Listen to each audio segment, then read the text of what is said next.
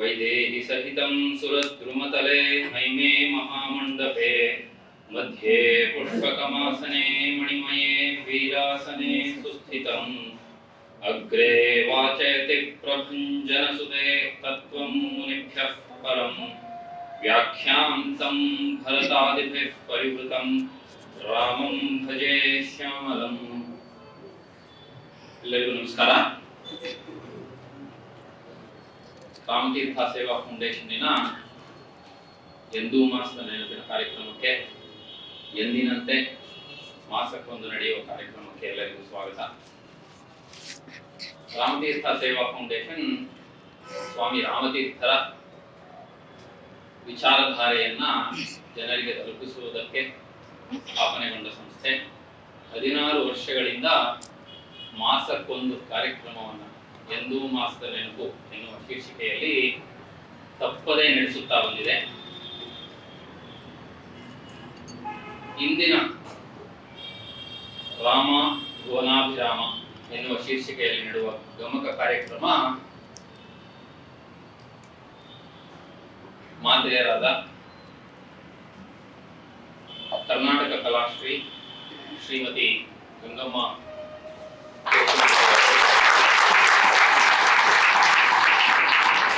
ಮತ್ತು ವಿದುಷಿ ಶಾಂತಾ ಗೋಪಾಲ್ ರವರು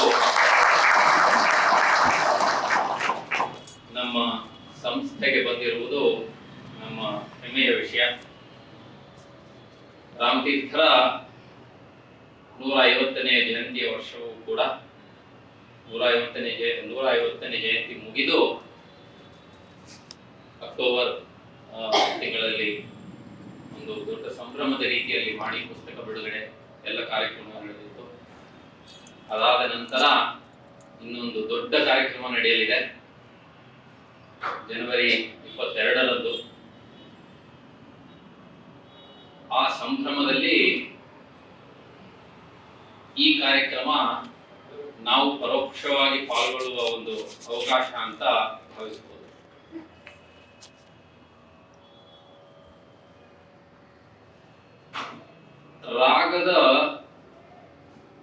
ರಾಗ ಪ್ರಧಾನವಾದ ಸಂಗೀತಕ್ಕೆ ಸಾಹಿತ್ಯವನ್ನು ಸೇರಿಸಿದರೆ ಅದು ಗಮಕವಾಗುತ್ತದೆ. ನಮ್ಮ ಕನ್ನಡ ನಾಡಿನ ಶ್ರೀಮಂತ ಕಲೆಗಳಲ್ಲಿ ಒಂದಾದ ಕಲೆ ಗಮಕ ಕಲೆ. ಅದರ ಪರಿಣಿತರಾದವರು ನಮ್ಮ ಮುಂದೆ ಇವತ್ತು ಆಶೀನರಾಗಿದ್ದಾರೆ. ಅವರ ಕಿರುಪರಿಚಯ ಮಾಡುವ ಸಾಹಸವನ್ನು ಮಾಡುತ್ತೇನೆ. ಕುಮಾರವ್ಯಾಸ ಪ್ರಶಸ್ತಿ ವಿಜೇತೆ, ಕರ್ನಾಟಕ ಗಮಕ ಕಲಾ ಪರಿಷತ್ತಿನ ಅಧ್ಯಕ್ಷರಾದ ಶ್ರೀಮತಿ ಗಂಗಮ್ಮ ಕೇಶವಮೂರ್ತಿಯವರು ಗಿರಿನಗರದ ನಿವಾಸಿ. ಮೂಲತಃ ಹಾಸನ ಜಿಲ್ಲೆ ಮಣನೂರಿನವರು. ಅದೃಷ್ಟವಶಾತ್ ಅವರ ಜನ್ಮದಾತರಾದ ತಂದೆ ವೆಂಕಟರಾಮಯ್ಯ ಮತ್ತು ತಾಯಿ ಸೋಮನಾಯಕಮ್ಮನವರೇ ಅವರ ಮೊದಲ ಗುರುಗಳು. ಮನೆಯಲ್ಲೇ ಗಮಕ ಪಾಠ ನಡೆದು ಮುಂದೆ ಹಲವಾರು ಗುರುಗಳ ಆಶ್ರಯದಲ್ಲಿ ಅವರ ಮಾರ್ಗದರ್ಶನದಲ್ಲಿ ಸತತ ಅಭ್ಯಾಸದಲ್ಲಿ ಗಮಕ ಶಿಖರವನ್ನೇ ಏರಿದ ಶ್ರೀಮತಿ ಗಂಗಮ್ಮ ಕೇಶವಮೂರ್ತಿ ಅವರು ಅವರ ಮಡಿಲಿಗೆ ಬಂದ ಪ್ರಶಸ್ತಿಗಳ ಪಟ್ಟಿಯನ್ನ ಹೇಳುವುದಕ್ಕೆ ನಾನೇ ಇಡೀ ಸಮಯ ತಗೊಂಡು ಬಿಡ್ತೇನೆ. ಅದನ್ನ ಹೇಳದೆ ಅವರ ನಮ್ಮ ಸಂಸ್ಥೆಗೆ ಸ್ವಾಗತವನ್ನು ಕೋರಿ ಅವರ ಗಮಕ ಕಾರ್ಯಕ್ರಮಗಳು ನಾವು ಊಹಿಸಲು ಸಾಧ್ಯವಾಗದಷ್ಟು ಸುಮಾರು 12,000ಕ್ಕೂ ಹೆಚ್ಚು ಕಾರ್ಯಕ್ರಮಗಳನ್ನು ಮಾಡಿದ್ದಾರೆ.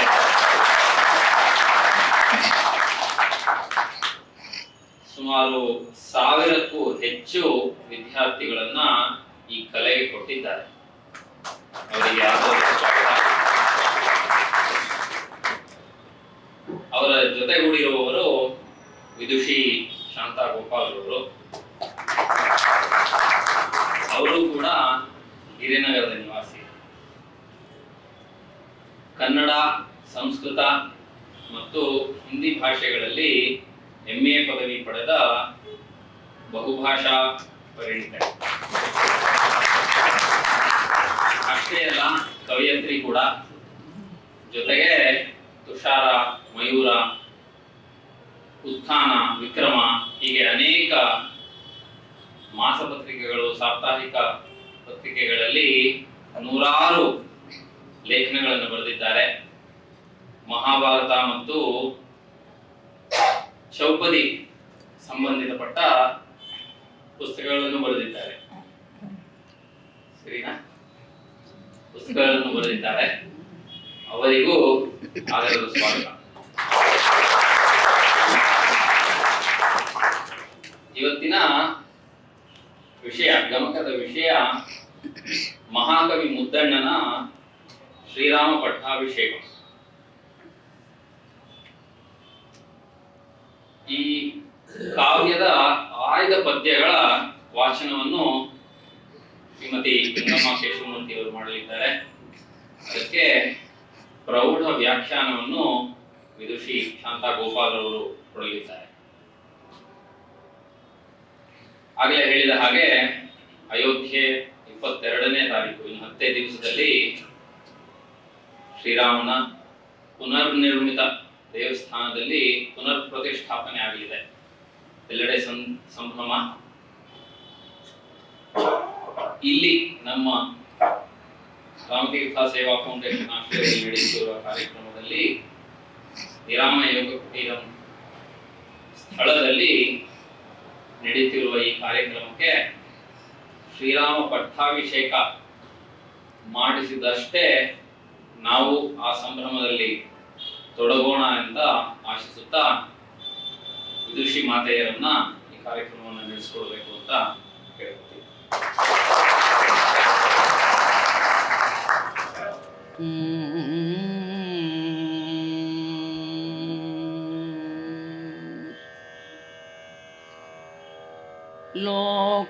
ಲೋಕಾಭಿರಾಮಂ ರಣರಂಗಧೀರಂ ರಾಜೀವನೇತ್ರಂ ರಘುವಂಶನಾಥಂ ಕಾರುಣ್ಯರೂಪಂ ಕರುಣಾಕರಂ ತಂ ಶ್ರೀರಾಮಚಂದ್ರಂ ಶರಣಂ ಪ್ರಪದ್ಯೆ.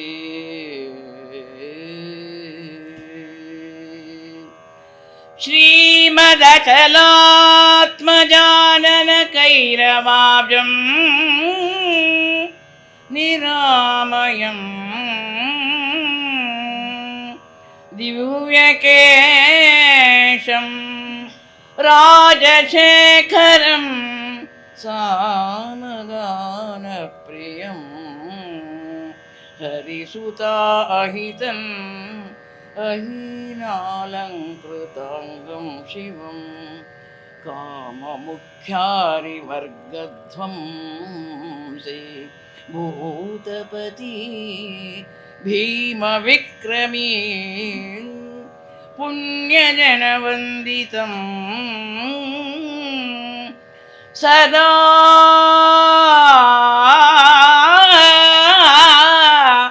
ಸದಾ ರಾಮನು ಒಲಿದು ಈಗೆಯ ಮಗೆ ಕಾಮಿತಾರ್ಥಂಗಳಂ ಮಂಗಳಂ ಗೋತ್ರೇಶ್ವರಂ.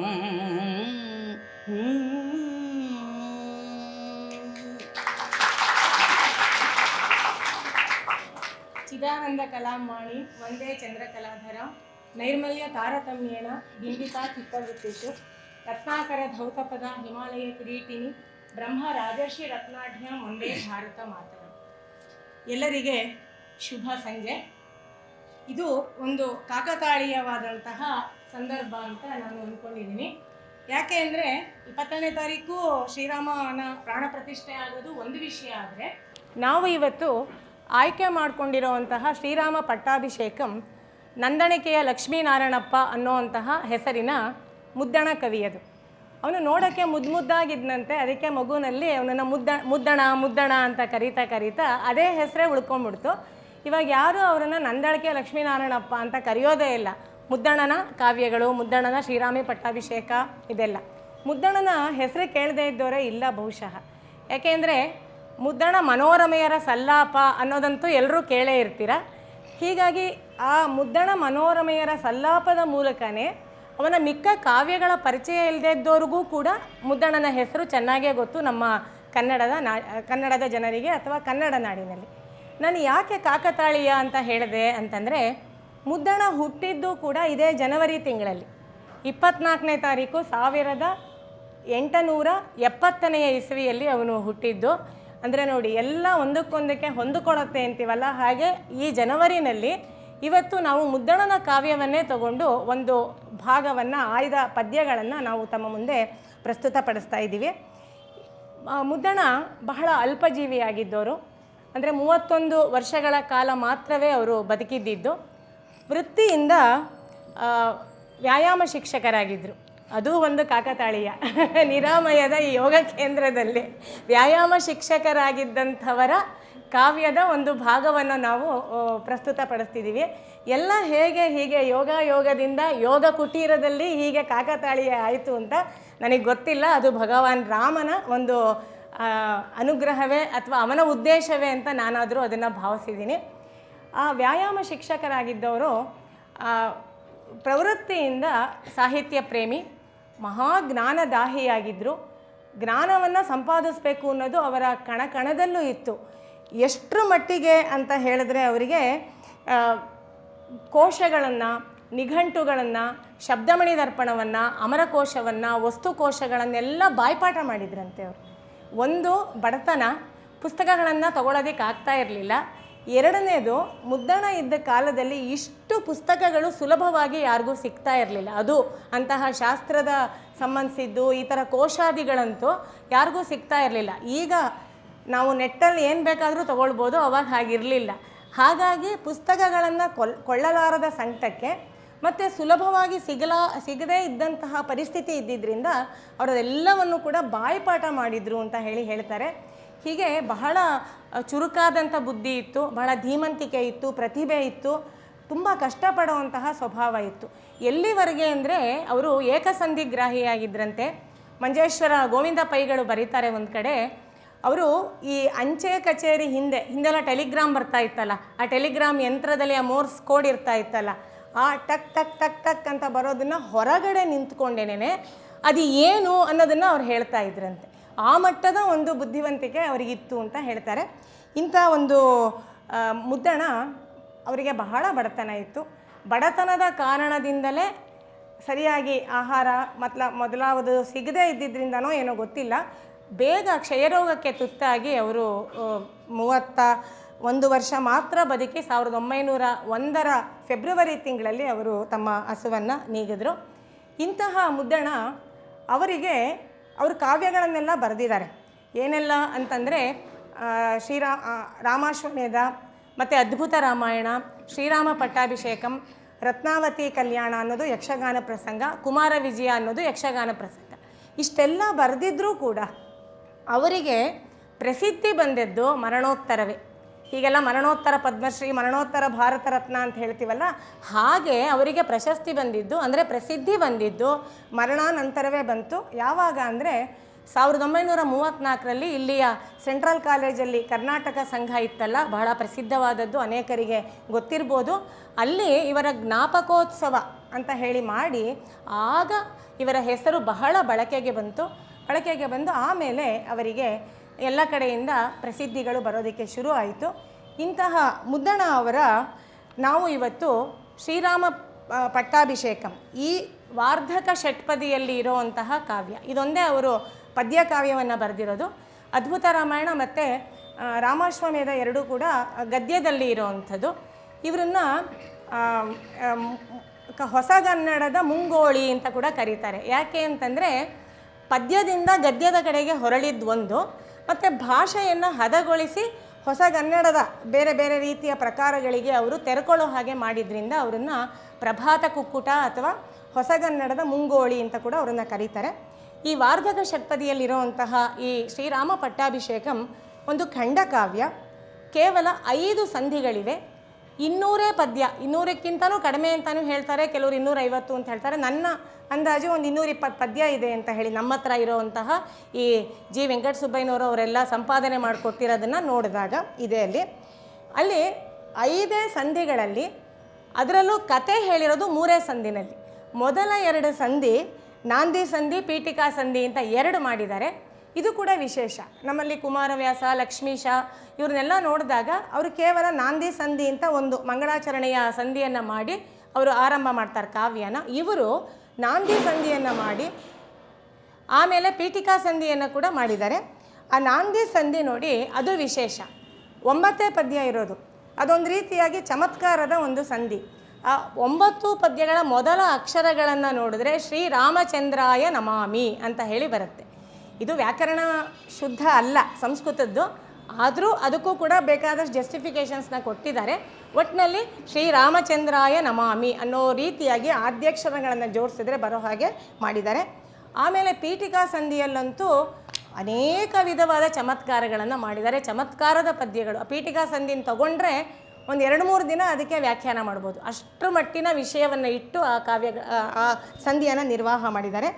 ಬಹಳ ಪ್ರೌಢವಾದಂಥ ಕಾವ್ಯ ಶ್ರೀರಾಮ ಪಟ್ಟಾಭಿಷೇಕ. ವಿಶೇಷವಾದ ಪದಪ್ರಯೋಗಗಳು. ಕವಿ ತಾವೇ ಕಾಯಿನ್ ಮಾಡಿರೋದು, ಟಂಕಸದು ಅಂತ ಹೇಳ್ತೀವಿ. ಆ ರೀತಿಯಾಗಿ ಟಂಕಣ ಮಾಡಿಕೊಂಡು ಬೇಕಾದಷ್ಟು ಪದಗಳನ್ನು ಪ್ರಯೋಗ ಮಾಡಿದ್ದಾರೆ. ಇನ್ನು ನಿಘಂಟು ತಜ್ಞರಾದಂತಹ ವಿದ್ವಾಂಸರಾದ ಪೂಜ್ಯ ಜೀವಿಯವರು ಕೆಲವು ಕಡೆ ಹೇಳ್ತಾರೆ, ಇವರಿಗೆ ಬಹಳ ಚಮತ್ಕಾರದ ಪ್ರಯೋಗಗಳಲ್ಲಿ ಬಹಳ ಆಸ್ಥೆ ಜಾಸ್ತಿ ಅಂತ, ಮೋಹ ಜಾಸ್ತಿ, ಬೇಕು ಅಂತಲೇ ಅದನ್ನು ಬಹಳವಾಗಿ ಮಾಡ್ತಾರೆ ಅಂತ ಹೇಳಿದ್ದಾರೆ.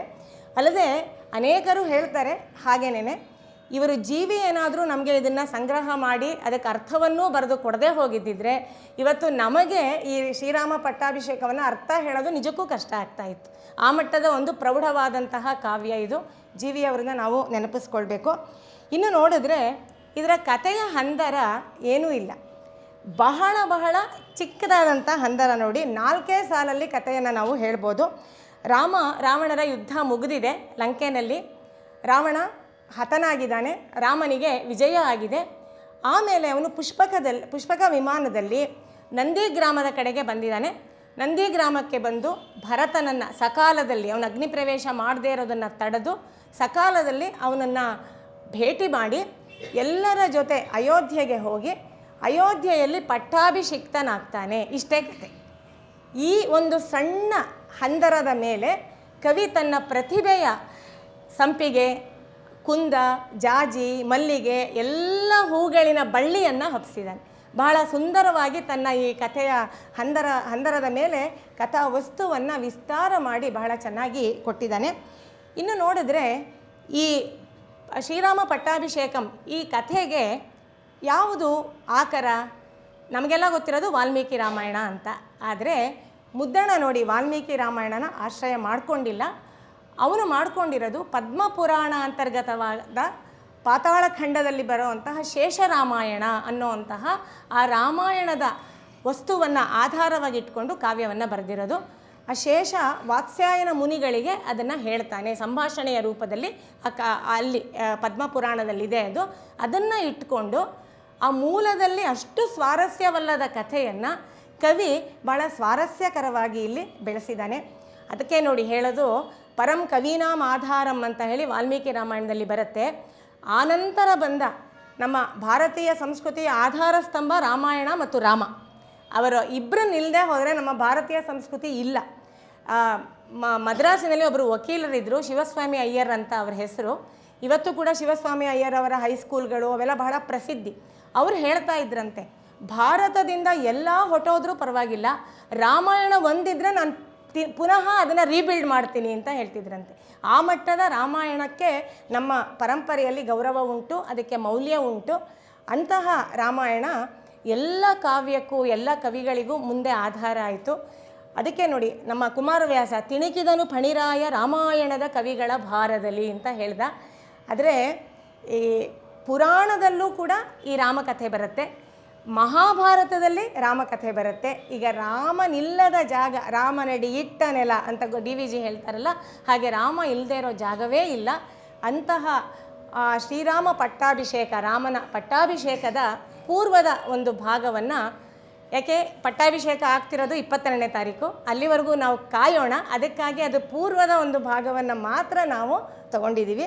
ಈಗ ನಾವು ಕಾವ್ಯವನ್ನು ನೇರವಾಗಿ ಆರಂಭವನ್ನು ಮಾಡ್ತಾ ಇದ್ದೀವಿ. ವ್ಯಾಸ ವಾಲ್ಮೀಕಿ ಜೈಮಿನಿ ಪಿಂಗಳಾಕ್ಷರಂ ಲೇಸಿನಂ ಲೇಸಿನಂ ಅಭಿನಮಿಸಿ ಭವಭೂತಿ ಶೂದ್ರಕ ಕಾಳಿದಾಸ ಬಾಣಾದಿ ಸಕ್ಕದ ಕಬ್ಬಿಗರ ನೆನೆದು ಕರ್ನಾಟಕ ವಿಗಳೆನಿಪ ಭೂಸುರೋತ್ತಮ ಚಂದ್ರಭಟ್ಟ ಕೇಶವ ನಂದಿ ವಾಸುದೇವ ಅಚ್ಯುತ ಷಡಕ್ಷರೇ ದಿಗಂಬರ ವಿಲಾಸ ಕವಿರುದ್ರ ವೆಂಕಟ ಕೃಷ್ಣರ ಅಭಿಮತವನನುಸರಿಸುತ್ತ ಉಸಿರುವೆನು ಶ್ರೀರಾಮ ಪಟ್ಟಾಭಿಷೇಕವನಿದನು. ಇದು ವಿಶೇಷವಾದಂಥ ಒಂದು ಮಂಗಳ ಪದ್ಯ. ಬರೀ ದೇವತಾಕವಾದಂಥ ಮಂಗಳ ಒಂದು, ವಸ್ತುವನ್ನು ನಿರ್ದೇಶಿಸುವಂಥ ಮಂಗಳ ಒಂದು, ಆಶೀರ್ವಚನ ರೂಪವಾದ ಮಂಗಳ ಒಂದು, ಹೀಗೆ ಅನೇಕ ವಿಧವಾದ ಮಂಗಳ ಪದ್ಯಗಳಿರುತ್ತವೆ. ಇದರಲ್ಲಿ ನೋಡಿ, ಅವನು ಪೂರ್ವ ಕವಿಗಳಿಗೆ ನಮಸ್ಕಾರವನ್ನು ಮಾಡಿ ತನ್ನ ಕಾವ್ಯಕ್ಕೆ ನಿರ್ವಿಘ್ನವನ್ನು, ಒಂದು ಶಕ್ತಿಯನ್ನು, ಬಲವನ್ನು ಕೊಡಿ ಅಂತ ಕೇಳ್ಕೊಳ್ತಿರೋದು. ಬರೀ ಹೆಸರೇ ಇಲ್ಲಿರೋದು. ವ್ಯಾಸ, ವಾಲ್ಮೀಕಿ, ಜೈಮಿನಿ, ಪಿಂಗಳ ಮತ್ತು ನಂದಿ ಅವರಿಬ್ಬರು ಕೂಡ ಛಂದಶಾಸ್ತ್ರವನ್ನು ಬರೆದಂಥವರು. ಎಲ್ಲ ಕವಿಗಳ ಹೆಸರನ್ನು ಹೇಳ್ತಾ ಇದ್ದಾನೆ. ಕನ್ನಡದ ಕವಿಗಳನ್ನು ಹೇಳ್ತಾನೆ. ಎಷ್ಟೋ ಜನ ಕನ್ನಡದ ಕವಿಗಳು ಕೇವಲ ಕವಿ ಚರಿತ್ರೆಯಲ್ಲಿ ಮಾತ್ರ ಬರುವಂಥವ್ರು. ಅವರ ಕಾವ್ಯವನ್ನು ಹೆಚ್ಚು ಯಾರೂ ಓದೂ ಇಲ್ಲ, ಗಮಕಿಗಳಂತೂ ಅದು ಯಾವುದು ಏನು ಅಂತ ನೋಡೂ ಇಲ್ಲ. ಆ ಥರದವ್ರನ್ನೆಲ್ಲ ಹೇಳ್ತಾನೆ ನೋಡಿ. ಚಂದ್ರಭಟ್ಟ, ಇವನು ಮದನ ತಿಲಕ ಅಂತ ಹೇಳಿ ಒಂದು ಕಾವ್ಯ ಬರೆದಿದ್ದ ಅಂತ, ಹೀಗೆ ಎಲ್ಲರನ್ನೂ ಹೇಳ್ತಾ ಇದ್ದಾನೆ ಅವನು. ಹೇಳಿ ಅವರಿಗೆ ಎಲ್ಲರಿಗೂ ನಮಸ್ಕಾರ ಮಾಡ್ತಾ, ನಾನು ಈ ಕಾವ್ಯವನ್ನು ಬರಿತಾ ಇದ್ದೀನಿ, ಹೇಳ್ತಾ ಇದ್ದೀನಿ ಅಂತ ಹೇಳ್ತಿರೋದು ಈ ಷಟ್ಪದಿಯ ಭಾವ. ಇದನ್ನು ನೋಡಿದಾಗ ಯಾರ್ಯಾರು ಯಾವ್ಯಾವ ಕಾವ್ಯ ಬರೆದಿದ್ರು ಅಂತ ನಾನೇನು ಹೇಳೋದು ಬೇಡ, ಅದೆಲ್ಲ ಕಡೆ ಇನ್ಫಾರ್ಮೇಷನ್ ಸಿಗುತ್ತೆ. ಇದು ಯಾಕೆ ಹೇಳಿದೆ ನಾನು ಈ ಪದ್ಯವನ್ನು ತಗೊಂಡಿದ್ದೀವಿ ಅಂತಂದರೆ, ಮುದ್ದಣನ ಓದಿನ ವಿಸ್ತಾರ ಎಷ್ಟಿತ್ತು. ನಾನಾಗಲೇ ಹೇಳಿದ್ನಲ್ಲ, ನನಗೆ ತುಂಬ ಜ್ಞಾನದ ದಾಹ ಇತ್ತು ಅಂತ. ಇಷ್ಟು ಕವಿಗಳ ಹೆಸರನ್ನು ಒಟ್ಟು ಮಾಡಬೇಕು ಅಂದ್ರಾದ್ರೂ ಒಮ್ಮೆಯಾದರೂ ಆ ಕಾವ್ಯಗಳನ್ನು ಅವನು ನೋಡಿರಬೇಕು. ಅಷ್ಟು ಮಟ್ಟದ ಅವನ ಓದಿನ ಹರಹು ಇತ್ತು ಅನ್ನೋದನ್ನು ತೋರಿಸೋದಕ್ಕೆ ಈ ಒಂದು ಪದ್ಯವನ್ನು ತಗೊಂಡಿದ್ದಾಯಿತು. ಮುಂದಿನದು ಈ ಶ್ರೀರಾಮ ಪಟ್ಟಾಭಿಷೇಕಂ ಕಾವ್ಯಕ್ಕೆ ಆದಂತಹ ಒಂದು ಪದ್ಯ ಕೇಳಿ. ಕನ್ನಡಿತಿಯೊರೆದ ನುಡಿಯೆಂದು ಇದಂಭಾವಿಸದೆ, ಕನ್ನಡಿಗನೊರೆದ ನುಡಿಯೆಂದು ಸಂಭಾವಿಪುದು, ಕನ್ನಡಿಗೆ ಅನೇಕ ಪೆಸರಿದ್ದೊಡೇನಕ್ಕೂ ಫಲಂ ಎಸೆವ ಮುಗಗಾಣ್ಬುದಲ್ತೆ, ಚೆನ್ನನುರ್ವಂ ಮರುಳನಾದೊಡೆಗೆ ವಿತ್ತ ಸಂಪನ್ನಿತಾಂ ಬಂಜೆ ಎನಿಸಿದ್ದೊಡೆಗೆ, ಕನ್ನಡದೊಳೆಯನ್ನ ಕಬ್ಬಂ ಬರೆಯ ಒಟ್ಟೊಡೆಗೆ, ಭಕ್ತಿ ವೈರಾಗ್ಯ ಸತ್ಕಥೆಗಳೆಸೆಯೇ. ಇದು ಮುದ್ದಣ ಹೇಳ್ತಾ ಇರೋದು. ಕನ್ನಡತಿ ಒಬ್ಬಳು ಬರೆದಿರೋವಂತಹ ಕಾವ್ಯ ಅಂತ ಹೇಳಿ ಅದನ್ನು ನೀವು ಯಾರೂ ಅಲಕ್ಷ್ಯ ಮಾಡದೆ ಅಥವಾ ಅದನ್ನು ಒಂದು ಕೆಳಮಟ್ಟದಲ್ಲಿ ನೋಡದೆ, ಕನ್ನಡಿಗ ನೊರೆದ ನುಡಿ ಎಂದು ಸಂಭಾವಿಪುದು, ಕನ್ನಡಿಗ ಒಬ್ಬ ಬರೆದಿದ್ದಾನೆ ಅಂತ ಹೇಳಿ ಅದಕ್ಕೆ ಗೌರವವನ್ನು ಕೊಡೋದು ಅಂತ ಹೇಳ್ತಾ ಇದ್ದಾನೆ. ಜೊತೆಗೆ ಹೇಳ್ತಾನೆ, ಏನೀಗ ಕನ್ನಡಿಗೆ ಏನೇ ಬೇಕಾದಷ್ಟು ಹೆಸರಿರ್ಬೋದು, ಆದರ್ಶ, ದರ್ಪಣ, ಈ ಥರ ಎಲ್ಲ ಬೇಕಾದಷ್ಟು ಹೆಸರಿರ್ಬೋದು. ಆದರೆ ಅದರ ಕೆಲಸ ಏನು? ಅದು ಮುಖ ತೋರಿಸಿದ್ರೆ ಆಯ್ತಪ್ಪ. ಕಾವ್ಯದ ಕೆಲಸ ಏನು? ಕಾವ್ಯಂ ಆನಂದಾಯ, ಕಾವ್ಯ ಆನಂದವನ್ನು ನಮಗೆ ಕೊಡಬೇಕು. ಅದನ್ನು ಕೇಳಿದಾಗ ಇಲ್ಲ ಅಂತಂದರೆ ನಮಗೆ ಸನ್ಮಾರ್ಗವನ್ನು ತೋರಿಸ್ಬೇಕು, ಭಕ್ತಿಯನ್ನು ನಮ್ಮಲ್ಲಿ ಕೊಡಬೇಕು, ವೈರಾಗ್ಯವನ್ನು ಉಂಟು ಮಾಡಬೇಕು. ಈ ಅಷ್ಟು ಮಾಡಿದ್ರೆ ಕಾವ್ಯದ ಉದ್ದೇಶ ಸಾರ್ಥಕ ಆಯಿತು. ಅದನ್ನು ಯಾರು ಬರೆದ್ರೇನು, ಕನ್ನಡದಲ್ಲಿ ಬರೆದ್ರೇನು, ಸಂಸ್ಕೃತದಲ್ಲಿ ಬರೆದ್ರೇನು, ಹೇಗಾದರೂ ಒಂದೇನೆ ಅಂತ ಹೇಳಿ ಅವನು ತನ್ನ ಸ್ಟ್ಯಾಂಡನ್ನು ಇಲ್ಲಿ ಹೇಳ್ತಾ ಇದ್ದಾನೆ.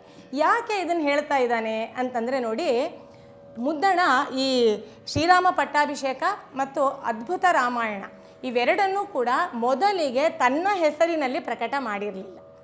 ನಾನು ಅದಕ್ಕೆ ಹೇಳಿದ್ದು, ಅವನು ಮರಣಾನಂತರವೇ ಮುದ್ದಣನೇ ಬರೆದದ್ದು, ಮುದ್ದಣನದೇ ಈ ಕಾವ್ಯ ಅಂತ ಎಲ್ಲರಿಗೂ ಗೊತ್ತಾಗಿದ್ದು. ಅಲ್ಲಿವರೆಗೂ ನೋಡಿ ಇದು ಅಜ್ಞಾತವಾಗಿತ್ತು. ಅಜ್ಞಾತ ಒಬ್ಬಳ ಹೆಸರಿನಲ್ಲಿ ಇದು ಪ್ರಕಟ ಆಗಿದ್ದು. ಅದು ಎಲ್ಲಿಗೆ? ಮೈಸೂರಲ್ಲಿ ಕಾವ್ಯಮಂಜರಿ ಮತ್ತು ಕಾವ್ಯಕಲಾನಿಧಿ ಅಂತ 2 ಪಬ್ಲಿಷಿಂಗ್ ಹೌಸಸ್ ಇತ್ತು. ಇಬ್ಬರು, ನರಸಿಂಹಯ್ಯಂಗಾರು ಮತ್ತು ರಾಮಾನುಜಯ್ಯಂಗಾರ್ ಅಂತ ಇಬ್ಬರು ಸೇರಿ ಅದನ್ನು ಮಾಡ್ತಾಯಿದ್ರು. ಅದು 19ನೇ ಶತಮಾನದ ಮಧ್ಯಭಾಗ, ಕೊನೆ ಭಾಗದಲ್ಲಿ ಇದ್ದಿದ್ದದು. ಅಲ್ಲಿಗೆ ಇವನು ಬರೆದಾದ ಮೇಲೆ ಮುದ್ದಣ ಬಹಳ ಚೆನ್ನಾಗಿರುವಂಥ ಕಾವ್ಯ, ಅದನ್ನು ಅಲ್ಲಿ ಅವರು ಕಳಿಸಿದ್ದು ಹೇಗೆ ಅಂತಂದರೆ, ಇದು ಮಹಾಲಕ್ಷ್ಮಿ ಅನ್ನೋವಂತಹ ಒಬ್ಬಳು ಹೆಣ್ಣು ಮಗಳು ಬರೆದಂತಹ ಕಾವ್ಯ. ಇದು ನನಗೆ ಅದರ ಮ್ಯಾನ್ಸ್ಕ್ರಿಪ್ಟ್ ಹಸ್ತಪ್ರತಿ ಸಿಕ್ಕಿದೆ, ಅದನ್ನು ಪ್ರಕಟಣೆಗಾಗಿ ನಾನು ಕಳಿಸ್ತಾ ಇದ್ದೀನಿ. ಇದು ತುಂಬ ಹಳೆಯ ಹಸ್ತಪ್ರತಿ, ಇಲ್ಲಿ ಗ್ರಂಥಪಾತವೆಲ್ಲ ಆಗಿದೆ, 3-4 ಪದ್ಯಗಳಿಲ್ಲ. ಇದೆಲ್ಲವನ್ನು ಹೇಳಿ ಅಲ್ಲಿಗೆ ಕಳಿಸಿದಾಗ ಅವರು ಇದರ ಗುಣವನ್ನು ನೋಡಿ ಪ್ರಕಟ ಮಾಡ್ತಾರೆ. ಪ್ರಕಟ ಮಾಡಿಬಿಟ್ಟು ಅದೇ ಥರ ಮೊದಲನೆಯ ಒಂದು ಮುದ್ರಣದಲ್ಲಿ ಅದನ್ನೇ ಬರೆದಿರ್ತಾರೆ.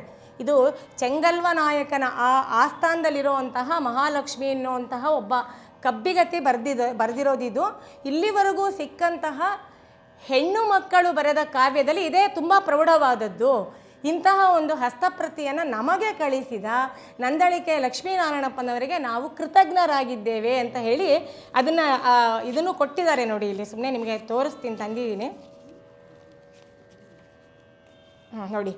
ಈ ಥರ ಹೀಗೆ ಕಾವ್ಯಮಂಜರಿಯಲ್ಲಿ ಈ ಥರ ಒಂದು ಅದನ್ನು ಪ್ರಕಟ ಮಾಡಿ ಆ ಕೆಳಗಡೆ ಹಾಗೆ ಬರೆದಿದ್ದಾರೆ. ಹೀಗೆ ಪಾಪ ತನ್ನ ಹೆಸರನ್ನು ಹೇಳಿ ಕಳಿಸಿದ್ರೆ ಅವರು ಪ್ರಕಟ ಮಾಡ್ತಾರೋ ಇಲ್ವೋ ಅನ್ನೋವಂಥ ಅಂಜಿಕೆಯಿಂದ ಹೆಂಗಸೊಬ್ಬಳ ಹೆಸರಿನಲ್ಲಿ, ಪುಣ್ಯವಶಾತ್ ಅದು ಅವರ ಅಮ್ಮ, ಅವರ ತಾಯಿ ಹೆಸರು ಮಹಾಲಕ್ಷ್ಮಿ, ತಂದೆ ಹೆಸರು ಪಾಟಾಳಿ ತಿಮ್ಮಪ್ಪಯ್ಯ ಅಂತ ಹೇಳಿ, ಇಬ್ಬರು ಕೂಡ ಅಲ್ಲೇ ನಂದಣಕೆಯ ಶಂಭುಲಿಂಗೇಶ್ವರನ ದೇವಸ್ಥಾನದಲ್ಲಿ ಹೂವನ್ನು ಕಟ್ಟಿಕೊಡೋದು, ಬತ್ತಿ ಎಣ್ಣೆ ಬತ್ತಿ ಹಾಕಿ ದೀಪವನ್ನು ಹಚ್ಚೋದಕ್ಕೆ ಅನುಕೂಲ ಮಾಡಿಕೊಡೋದು, ಈ ರೀತಿಯಾದ ಕೈಂಕರ್ಯದಲ್ಲಿ ತೊಡಗಿದ್ದವರು. ಪುಣ್ಯಕ್ಕೆ ಅವನು ತಾಯಿಯ ಹೆಸರಲ್ಲಿ ಕಳಿಸ್ತಾ, ಅದಾದ ಮೇಲೆ ಸಂಶೋಧಕರೆಲ್ಲ ನೋಡಿದ ಮೇಲೆ ಇದು ಇಲ್ಲ ಅದು ಮುದ್ದಣನದೇ ಅಂತ ಗೊತ್ತಾಯಿತು. ಅದಕ್ಕಾಗಿ ನೋಡಿ ಶ್ರೀರಾಮ ಪಟ್ಟಾಭಿಷೇಕದಲ್ಲಿ ಆ ಕ್ಲೂನ ಕೊಟ್ಟಿದ್ದಾನೆ. ಕನ್ನಡತೆಯೊರೆದ ನುಡಿ ಎಂದಂ ಭಾವಿಸದೆ ಕನ್ನಡಿಗೆ ನೊರೆದ ನುಡಿ ಎಂದು ಸಂಭಾವಿಪುದು ಅಂತ ಹೇಳಿ ಇಷ್ಟು ಇದರ ಹುಟ್ಟಿನ ಕಥೆ ಆಯಿತು. ಇನ್ನು ಇವತ್ತಿನ ಕಥಾಭಾಗಕ್ಕೆ ನಾವು ಬರ್ತೀವಾದರೆ, ನಾನಾಗಲೇ ಹೇಳಿದಾಗೆ ಇದರ ಕಥೆ ಇರೋದೇ ಲಂಕೆಯಿಂದ ವಾಪಸ್ಸು ಬರೋದರಲ್ಲಿ. ಈಗ ರಾಮ ಭರದ್ವಾಜರ ಆಶ್ರಮದವರೆಗೂ ಬಂದಿದ್ದಾನೆ. ಬಂದ ಮೇಲೆ ಹನುಮಂತನನ್ನು ನಂದಿಗ್ರಾಮದ ಕಡೆಗೆ ಕಳಿಸಿದ್ದಾನೆ. ವಾಲ್ಮೀಕಿ ರಾಮಾಯಣದ ಪ್ರಕಾರ ಅದಕ್ಕೆ ಕಾರಣ ವಾಲ್ಮೀಕಿಗಳೇ ಸೂಚ್ಯವಾಗಿ ಹೇಳ್ತಾರೆ. ಇಷ್ಟು ದಿನ ಆಗೇನೋ ಬಲವಂತವಾಗಿ ಪಾದುಕಾ ಪಟ್ಟಾಭಿಷೇಕವನ್ನು ಮಾಡ್ದ, ನನ್ನ ಪಾದುಕೆಗಳನ್ನು ತೊಗೊಂಡು ಹೋಗಿ ರಾಜ್ಯವನ್ನು ಆಳ್ತಾ ಇದ್ದಾನೆ, ಅಣ್ಣ ನೀನೇ ಬರಬೇಕು ಅಂತ ಹಠ ಮಾಡಿದ್ದ ಚಿತ್ರಕೂಟಕ್ಕೆ ಬಂದಾಗ. ಆದರೆ ಈಗ 14 ವರ್ಷಗಳ ಕಾಲ ಆಳ್ವಿಕೆಯನ್ನು ಮಾಡಿದ್ದಾನೆ. ಮಾಡಿದ ಮೇಲೆ ಅವನ ಮನಸ್ಸು ಬದಲಾಗಿರ್ಬೋದಾ? ಅಣ್ಣ ಬರೆದಿದ್ರೂ ಪರವಾಗಿಲ್ಲ, ನಾನೇ ರಾಜ್ಯ ಆಳ್ತೀನಿ ಅನ್ನೋ ಅಂಥದ್ದು ಬಂದಿರ್ಬೋದಾ? ಯಾರನ್ನೂ ಈ ಕುರ್ಚಿಯ ಹೊಡೆದಾಟ ನಾನೇನು ಹೊಸ್ದಾಗಿ ನಿಮ್ಗೆ ಯಾರಿಗೂ ಹೇಳಬೇಕಾಗಿಲ್ಲ. ಆಸೆ ಅನ್ನೋದು ಎಲ್ಲ ಯಾರನ್ನೂ ಬಿಟ್ಟಿದ್ದಲ್ಲ. ಹಾಗಿದ್ದಾಗ ಭರತ ಹೇಗಿರ್ಬೋದು? ಈ ಸೂಕ್ಷ್ಮದಿಂದ ಅವನು ಹನುಮಂತನನ್ನು ಕಳಿಸ್ತಾನೆ. ನೋಡಪ್ಪ, ನೀನು ಹೋಗಿ ಭರತನ ಮುಖಭಾವವನ್ನು ಗಮನಿಸು, ಅಣ್ಣ ಬರ್ತಾ ಇದ್ದಾನೆ, ಈ ರೀತಿಯ ಪ್ರಸಂಗಗಳೆಲ್ಲ ನಡೀತು ಅಂತ ಹೇಳಿ ಅವನ ಮುಖಭಾವ ಹೇಗಿದೆ ಗಮನಿಸು ಅಂತ ಹೇಳಿ ಕಳಿಸ್ತಾನೆ ವಾಲ್ಮೀಕಿ ರಾಮಾಯಣದಲ್ಲಿ. ಇಲ್ಲಿ ಆ ಥರ ಸ್ಪಷ್ಟ ಸೂಚನೆ ಇಲ್ಲದೆ ಹೋದ್ರೂ ಹನುಮಂತನನ್ನೇ ಕಳಿಸ್ತಾನೆ. ಯಾಕೆಂದರೆ ಹನುಮಂತ ವೇಗವಾಗಿ ಹೋಗಬಲ್ಲವ. ಕಳಿಸಿದ್ದಾನೆ ನಂದಿಗ್ರಾಮಕ್ಕೆ ಬಂದು ಅವನು ಭರತನನ್ನು ಭೇಟಿ ಮಾಡಿದ್ದಾನೆ.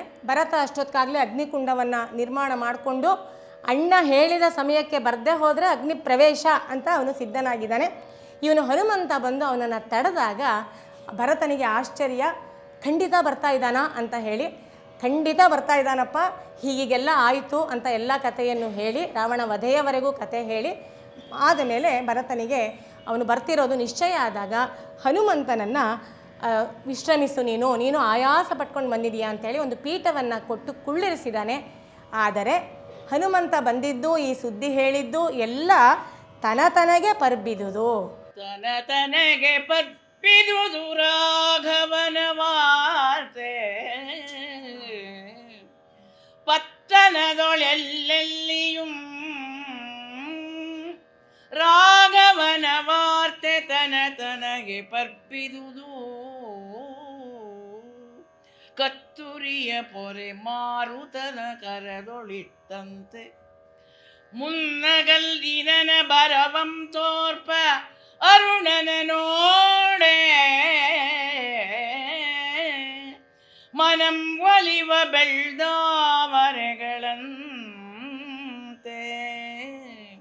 ಬಳಿಕ ಹನುಮನ ಕಂಡು ಸಂತಸಮ್ಮಿಗೆ ಸೇದು ಮನ್ನಿಸುತ್ತುಂ ಅತಿ ದೂರದೊಳಿದ್ದು ಬೀಸಿದರ್ ಪೂಸಿದರ್ ಕೆಲ ಬಲದಿ ನೆರೆದ ಜನರು. ಮಾರುತಿಯ ಕೈಯಲ್ಲಿ ವಾರ್ತೆ ಬಂದಿದೆ, ರಾಮ ಬರೋವಂತಹ ವಾರ್ತೆ. ಹೇಗೆ ಅಂದರೆ ಮಾರುತನ ಕೈಲಿ ಕಸ್ತೂರಿಯ ಪೊರೆ, ಕಸ್ತೂರಿ ಪಟ್ನ ಕಟ್ಬಿಟ್ಟು ಗಾಳಿ ಕೈಲಿ ಕೊಟ್ಬಿಟ್ರೆ ಹೇಗೆ? ನಾವೇನು ಅದನ್ನು ಬೇರೆ ವಿಶೇಷವಾಗಿ ಹರಡ್ಕೊಂಡು ಬಾ ಕಸ್ತೂರಿಯ ವಾಸನೆಯನ್ನು ಅಂತ ಹೇಳಬೇಕಾಗಿಲ್ಲ. ಹಾಗೆ ಮಾರುತನ ಮಗನಾದಂತಹ ಮಾರುತಿಯ ಮೂಲಕ ಬಂದಂಥ ಈ ಸಮಾಚಾರ ತನಗೆ ಎಲ್ಲ ಕಡೆ ಹಬ್ಬುತ್ತಂತೆ. ಓಹೋ, ರಾಮ ಬರ್ತಾ ಇದ್ದಾನೆ ಅಂತ ಹೇಳಿ ಇದನ್ನು ಎಲ್ರಿಗೂ ತುಂಬ ಸಂತೋಷ ಆಗಿದೆ. ಎಲ್ಲರ ಮುಖಗಳು ಅರಳಿದೆ, ಬಿಳಿಯ ತಾವರೆಯ ಹಾಗೆ ಅರಳಿ ನಗ್ತಾ ಇದೆ. ಎಲ್ಲರೂ ಹತ್ತಿರ ಬಂದು, ಯಾರು ಭರತನ ಆ ಅಗ್ನಿಪ್ರವೇಶವನ್ನು ನೋಡೋದಕ್ಕೆ ನಡೆದು ಬಿಡತ್ತೋ ನಡೀದೇ ಇರಲಿ ಅಂತೆಲ್ಲ ಬಂದು ನಿಂತಿದ್ರಲ್ಲ, ಅವರೆಲ್ಲರೂ ಈಗ ಹನುಮಂತನ ಅಕ್ಕಪಕ್ಕ ನಿಂತ್ಕೊಂಡ್ರಂತೆ. ಹನುಮಂತನನ್ನು ಯಾರೂ ನೋಡಿಲ್ಲ. ನೋಡಿ, ಇವಾಗಲೇ ಫಸ್ಟ್ ಟೈಮ್ ಹನುಮಂತನನ್ನು ಎಲ್ಲರೂ ನೋಡ್ತಿರೋದು. ಮತ್ತು ರಾಮನಿಗೆ ಏನೇನೆಲ್ಲ ಅರಣ್ಯವಾಸದಲ್ಲಿ ಕಷ್ಟ ಬಂತು ಅನ್ನೋದು ಇವಾಗಲೇ ಕೇಳ್ತಿರೋದು. ಇವತ್ತಿನಾಗೆ ಯಾವುದು ವಾಟ್ಸಪ್ಪು ಯಾವುದು ಮೆಸೇಜು, ಯಾವುದು ಟ್ವಿಟ್ಟರು ಯಾವುದೂ ಇಲ್ವಲ್ಲ ಆವಾಗ. ಹಾಗಾಗಿ ಈಗಲೇ ಫಸ್ಟ್ ಟೈಮ್ ಕೇಳ್ತಾ ಇರೋದು. ಅವರೆಲ್ಲ ಅಕ್ಕಪಕ್ಕ ನಿಂತ್ಕೊಂಡು ಇಂಥ ಚಂದದ ವಾರ್ತೆಯನ್ನು ತಂದ ಹನುಮಂತನಿಗೆ ಬೀಸಿದರು, ಪೂಸಿದರು. ಅವನಿಗೆಲ್ಲ ಉಪಚಾರ ಮಾಡ್ತಿರಂತೆ. ಕೆಲವರು ಗಾಳಿ ಹಾಕ್ತಾ ಇದ್ದಾರಂತೆ, ಕೆಲವರು ಏನೇನೆಲ್ಲ ಅರ್ಪಣೆ ಮಾಡ್ತಾ ಇದ್ದಾರಂತೆ. ಹೀಗೆ ಬಹಳ ಸಂತೋಷದಿಂದ ಇದ್ದಾರೆ. ಹೀಗಿರಬೇಕಾದ್ರೆ ನೋಡಿ, ವಾತ್ಸ್ಯಾಯನರಿಗೆ ಶೇಷ ಹೇಳ್ತಾ ಇದ್ದಾರೆ, ಎಲ್ಲರೂ ಯಾವ ರೀತಿಯಾಗಿ ರಾಮ ಬರುವುದನ್ನು ನೋಡೋದಕ್ಕೆ ಹೊರಟರು ಅಂತ. ವರ ಮುನಿ ಫಲಾಲಿಸೆ ವಿಪಿನದಿಂ ನಡೆ ತರ್ಪವರನ್ ಈಕ್ಷಿಸಲ್ಕೆಂದು ಕಾಮಿನಿ ಜನಗಳ ಕುವರರ ನೊಡನೆತ್ತಿಕೊಂಡು ಇರದೆ ಚೆಂಬೊನ್ನ ನೆಲೆವಾಡ ಮಂಸಾರ್ದಿದ್ದರು ಸರಸದಿಂ ತಿರ್ದಿ ಬೈತಲಯ ಜೋಲ್ಮುಡಿಗೆ ಪೂಸರ ಮುಡಿದು ಕಪ್ಪನೊಪ್ಪಂಬೂಸಿ ಕಣ್ಣಿಗೆ ಅವಸರಕ್ಕೆ ಕನ್ನಡಿ ಗಂಡು ಸರಿದು ಮೇಲುದರ ಸರಗಂ ಸರಿದು ಕೈಗಡಗಮಂ ವಿಪಿನರಿಂ ನಡೆ ತರ್ಪವರನು ಈಕ್ಷಿಸಲ್ಕೆ ಎಂದು ಕಾಮಿನಿ ಜನಗಳು ಸಾರ್ದಿದ್ದರು. ನಂದಿ ಗ್ರಾಮದ ನಾಯಕಿಯರೆಲ್ಲ ಅಲಂಕಾರ ಮಾಡ್ಕೊಂಡು ಹೊರಟಿದ್ದಾರೆ. ಅದಕ್ಕೆ ನಾಯಕಿ ರಾಗವನ್ನು ಗಂಗಮ್ಮನವರು ಬಳಸಿದ್ದಾರೆ. ಅದು ತುಂಬ ಸೂಕ್ತವಾದಂತಹ ರಾಗ. ಇದು ಈ ನೋಡಿ ಗೊತ್ತಾಗಿದೆ, ಅವರು ಹಾಗೆ ಬಿಡಿಸಿ ಬಿಡಿಸಿ ಹೇಳಿದ್ರಲ್ಲೇ ಗೊತ್ತಾಗಿದೆ. ವರಮುನಿಪ ಲಾಲಿಸೈ, ವಾತ್ಸ್ಯಾಯನನೇ ಕೇಳಪ್ಪ, ಈ ಕಾಡಿನಿಂದ ಅರಣ್ಯವಾಸವನ್ನು ಯಶಸ್ವಿಯಾಗಿ ಮುಗಿಸಿ ಬರ್ತಾ ಇರೋವಂತಹ ರಾಮನನ್ನು, ಭುವನಾಭಿರಾಮನನ್ನು ನೋಡೋದಕ್ಕೆ ರಮಣೀಯ ರೂಪ ಅವನು, ರಮಯತೆ ಇತಿ ರಾಮ ಅಂತ ಹೇಳಿ ಅಂತಹ ಎಲ್ಲರನ್ನೂ ಮೋಹಗೊಳಿಸುವಂತಹ ರಾಮನನ್ನು ನೋಡೋದಕ್ಕೆ ಇವರೆಲ್ಲರೂ ಕೂಡ ಹೊರಟಿದ್ದಾರಂತೆ. ಕಂಕಳಲ್ಲಿ ಮಕ್ಕಳನ್ನು ಎತ್ಕೊಂಡು ಹೊರಟಿದ್ದಾರೆ. ಎಲ್ಲಿ ಬಿಡೋದು ಪಾಪ, ಬೇಬಿ ಸಿಟ್ಟಿಂಗ್ ಏನು ಇರ್ತಿರ್ಲಿಲ್ವಲ್ಲ, ಎಲ್ಲ ಕಂಕಳಲ್ಲಿ ಮಕ್ಕಳನ್ನು ಎತ್ಕೊಂಡು ಹೊರಟಿದ್ದಾರೆ. ಜೊತೆಗೆ ಅವರೆಲ್ಲರೂ ಎತ್ಕೊಂಡು ಎಲ್ಲಿಗೆ ಬಂದಿದ್ದಾರೆ, ಮೊದಲಿಗೆ ಬಾಲ್ಕನಿಗೆ ಬಂದಿದ್ದಾರಂತೆ. ಚೆಂಬೊನ್ನ ನೆಲೆವಾಡಮಂ ಸಾರ್ದಿದರು. ಅಲ್ಲಿಗೆಲ್ಲ ಒಂದು ರೀತಿಯ ಗೋಲ್ಡನ್ ಪ್ಲೇಟ್ ಮಾಡಿರೋವಂಥ ತುಂಬ ಅಯೋಧ್ಯೆ ಅನ್ನೋದು ಸಮೃದ್ಧವಾಗಿದ್ದಂತಹ ಒಂದು ಊರು. ಅದು ವಾಲ್ಮೀಕಿ ರಾಮಾಯಣದಲ್ಲಿ ಭಾಳ ಚೆನ್ನಾದ ವರ್ಣನೆ ಎಲ್ಲ ಬರುತ್ತೆ, ಅಯೋಧ್ಯ ವರ್ಣನೆ ಅಂತ ಹೇಳಿ. ಅಲ್ಲಿಗೆ ಅವರೆಲ್ಲರೂ ಕೂಡ ಬಂದಿದ್ದಾರಂತೆ. ನಂದಿಗ್ರಾಮ ಹತ್ರನೇ ಇರೋದು ಅಲ್ಲಿ. ಅವರೆಲ್ಲ ನೋಡಿ ಅಲಂಕಾರನೂ ಮಾಡ್ಕೊಂಡಿದ್ದಾರೆ. ತಿದ್ದಿ ತೀಡಿ ಬೈತಲೇನ ಕಣ್ಣಿಗೆ ಕಪ್ಪು ಹಚ್ಕೊಂಡು ಹೀಗೆ ಅಲಂಕಾರವನ್ನು ಮಾಡಿಕೊಂಡು ಕಪ್ಪನ್ನು ಒಪ್ಪಂಬೂಸಿ ಅಲ್ಲಿ ಇಲ್ಲಿ ಹರಡ್ಕೋಬಾರ್ದು, ಆ ಕಡೆ ಈ ಕಡೆ ಕೆನ್ನೆ ಗಿನ್ನೆಗೆಲ್ಲ ಮೆತ್ಕೋಬಾರ್ದು, ನೀಟಾಗಿ ಲ್ಯಾಕ್ಮೆ ಸಿಗುತ್ತಲ್ಲ ಆ ರೀತಿಯಾಗಿ ಹಚ್ಕೊಂಡು ಎಲ್ಲರೂ ಬರ್ತಿದ್ದಾರಂತೆ. ಜೊತೆಗೆ ಕನ್ನಡಿ ಮುಂದೆ ನಿಂತ್ಕೊಂಡು ಸರಿಯಾಗಿದೆಯಾ ಸೆರಗು ನೆರಿ ಸೀರೆ ಮ್ಯಾಚಿಂಗು ಎಲ್ಲ ನೋಡಿಕೊಂಡು ಬರ್ತಾ ಇದ್ದಾರಂತೆ. ನಾಯಕಿ ರಾಗವನ್ನು ಅವರು ಬಳಸಿದ್ದಾರೆ. ಇದು ನೋಡಿ ಈ ಮುಂದೆ ಬರುವಂಥ ಎಲ್ಲ ಪದ್ಯಗಳಿಗೂ ಒಂದು ಪೀಠಿಕೆಯಾಗಿ ಇದನ್ನು ಹೇಳ್ಬೋದು ಅಂತಂದರೆ, ರಾಮಾಯಣದಲ್ಲಿ ರಾಮ ಕಾಡಿಗೆ ಹೋಗುವಾಗ ಈ ಥರ ಚಿತ್ರ ಬರುತ್ತೆ. ಆಗ ಯಾರೂ ಅಲಂಕಾರ ಮಾಡ್ಕೊಂಡಿರಲ್ಲ. ಅವರೆಲ್ಲ ಏನಂದರೆ ಗೋಳಾಡ್ತಾ ಹೋಗ್ತಾರೆ. ಅವರ ಗಂಡಂದ್ರನ್ನೆಲ್ಲ ಬೈತಾರೆ. ಎಲ್ಲರೂ ಹೋಗಿ ಗುಹನ ಇದರವರೆಗೂ ಹೋಗ್ಬಿಟ್ಟು ಇವನು ರಾಮ ಹಿಂದು ಮುಂದಾಗಿ ರಥವನ್ನು ನಡೆಸೋಕ್ಕೆ ಹೇಳಿ ಸುಮಂತನನ್ನು ಇವರೆಲ್ಲರಿಗೂ ಚೆಕ್ಮಾ ಕೊಟ್ಬಿಟ್ಟು ಹೊರಟೋಗ್ತಾನೆ ಕಾಡಿಗೆ.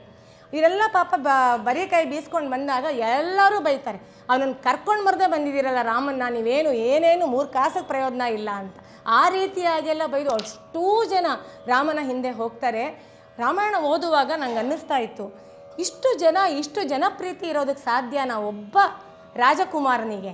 ಇನ್ನೂ ಆಳ್ವಿಕೆ ಮಾಡಿಲ್ಲ, ಏನೂ ಇಲ್ಲ ಅಂತಂದಾಗ ನನಗೆ ನೋಡಿ ನಿಜವಾಗ್ಲೂ ಹೇಳ್ತೀನಿ, ನಂಗೆ ರೆಫರೆನ್ಸ್ ಸಿಕ್ಕಿದ್ದು ನಮ್ಮ ಮೋದಿಯವರು ಸೆಳೆಯೋ ಅಂಥ ಜನಸ್ತೋಮ. ಮೋದಿಯವರು ಬಂದಾಗ ಹೇಗೆ ಜನಗಳು ಮುಗಿಬಿದ್ದು ಅವ್ರನ್ನ ಮುಟ್ಟಬೇಕು ಅಂತ ಹೋಗ್ತಾರೆ, ಅವ್ರಿಗೊಂದು ಚೀಟಿ ಕೊಡಬೇಕು ಅಂತ ಹೋಗ್ತಾರೆ. ಅವ್ರದ್ದು ಜೆಡ್ ಸೆಕ್ಯೂರಿಟಿ ಇದೆಯಲ್ಲ ಪಾಪ ಅವರು ತತ್ತರಗುಟ್ಟಬೇಕು, ಆ ರೀತಿಯಾಗಿ ಆಗುತ್ತಲ್ಲ.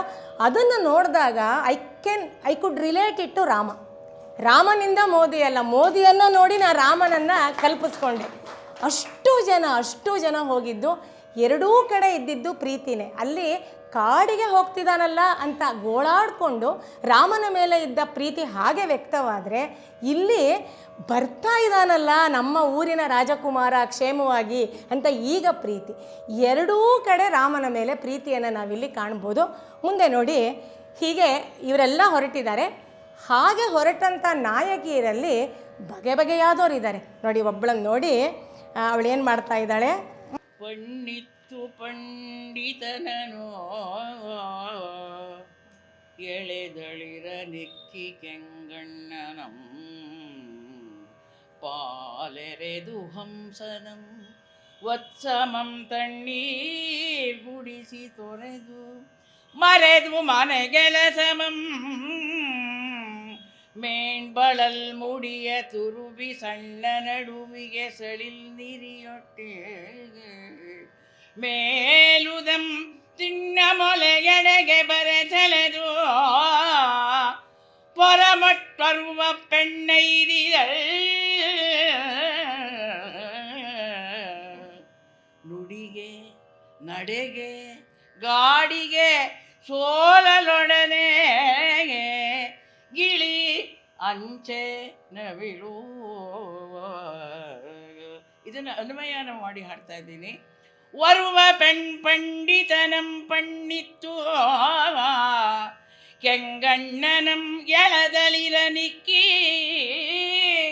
ಹಂಸನಂ ಪಾಲೆರೆದು ವತ್ಸಮಂ ತಣ್ಣೀರ್ ಗುಡಿಸಿ ತೊರೆದು ಮನೆಗೆಲಸಂ ಮರೆದು ಬಳಲ್ ಮುಡಿಯ ತುರುಬಿ ಸಣ್ಣ ನಡುವಿಗೆ ಸಡಿಲ್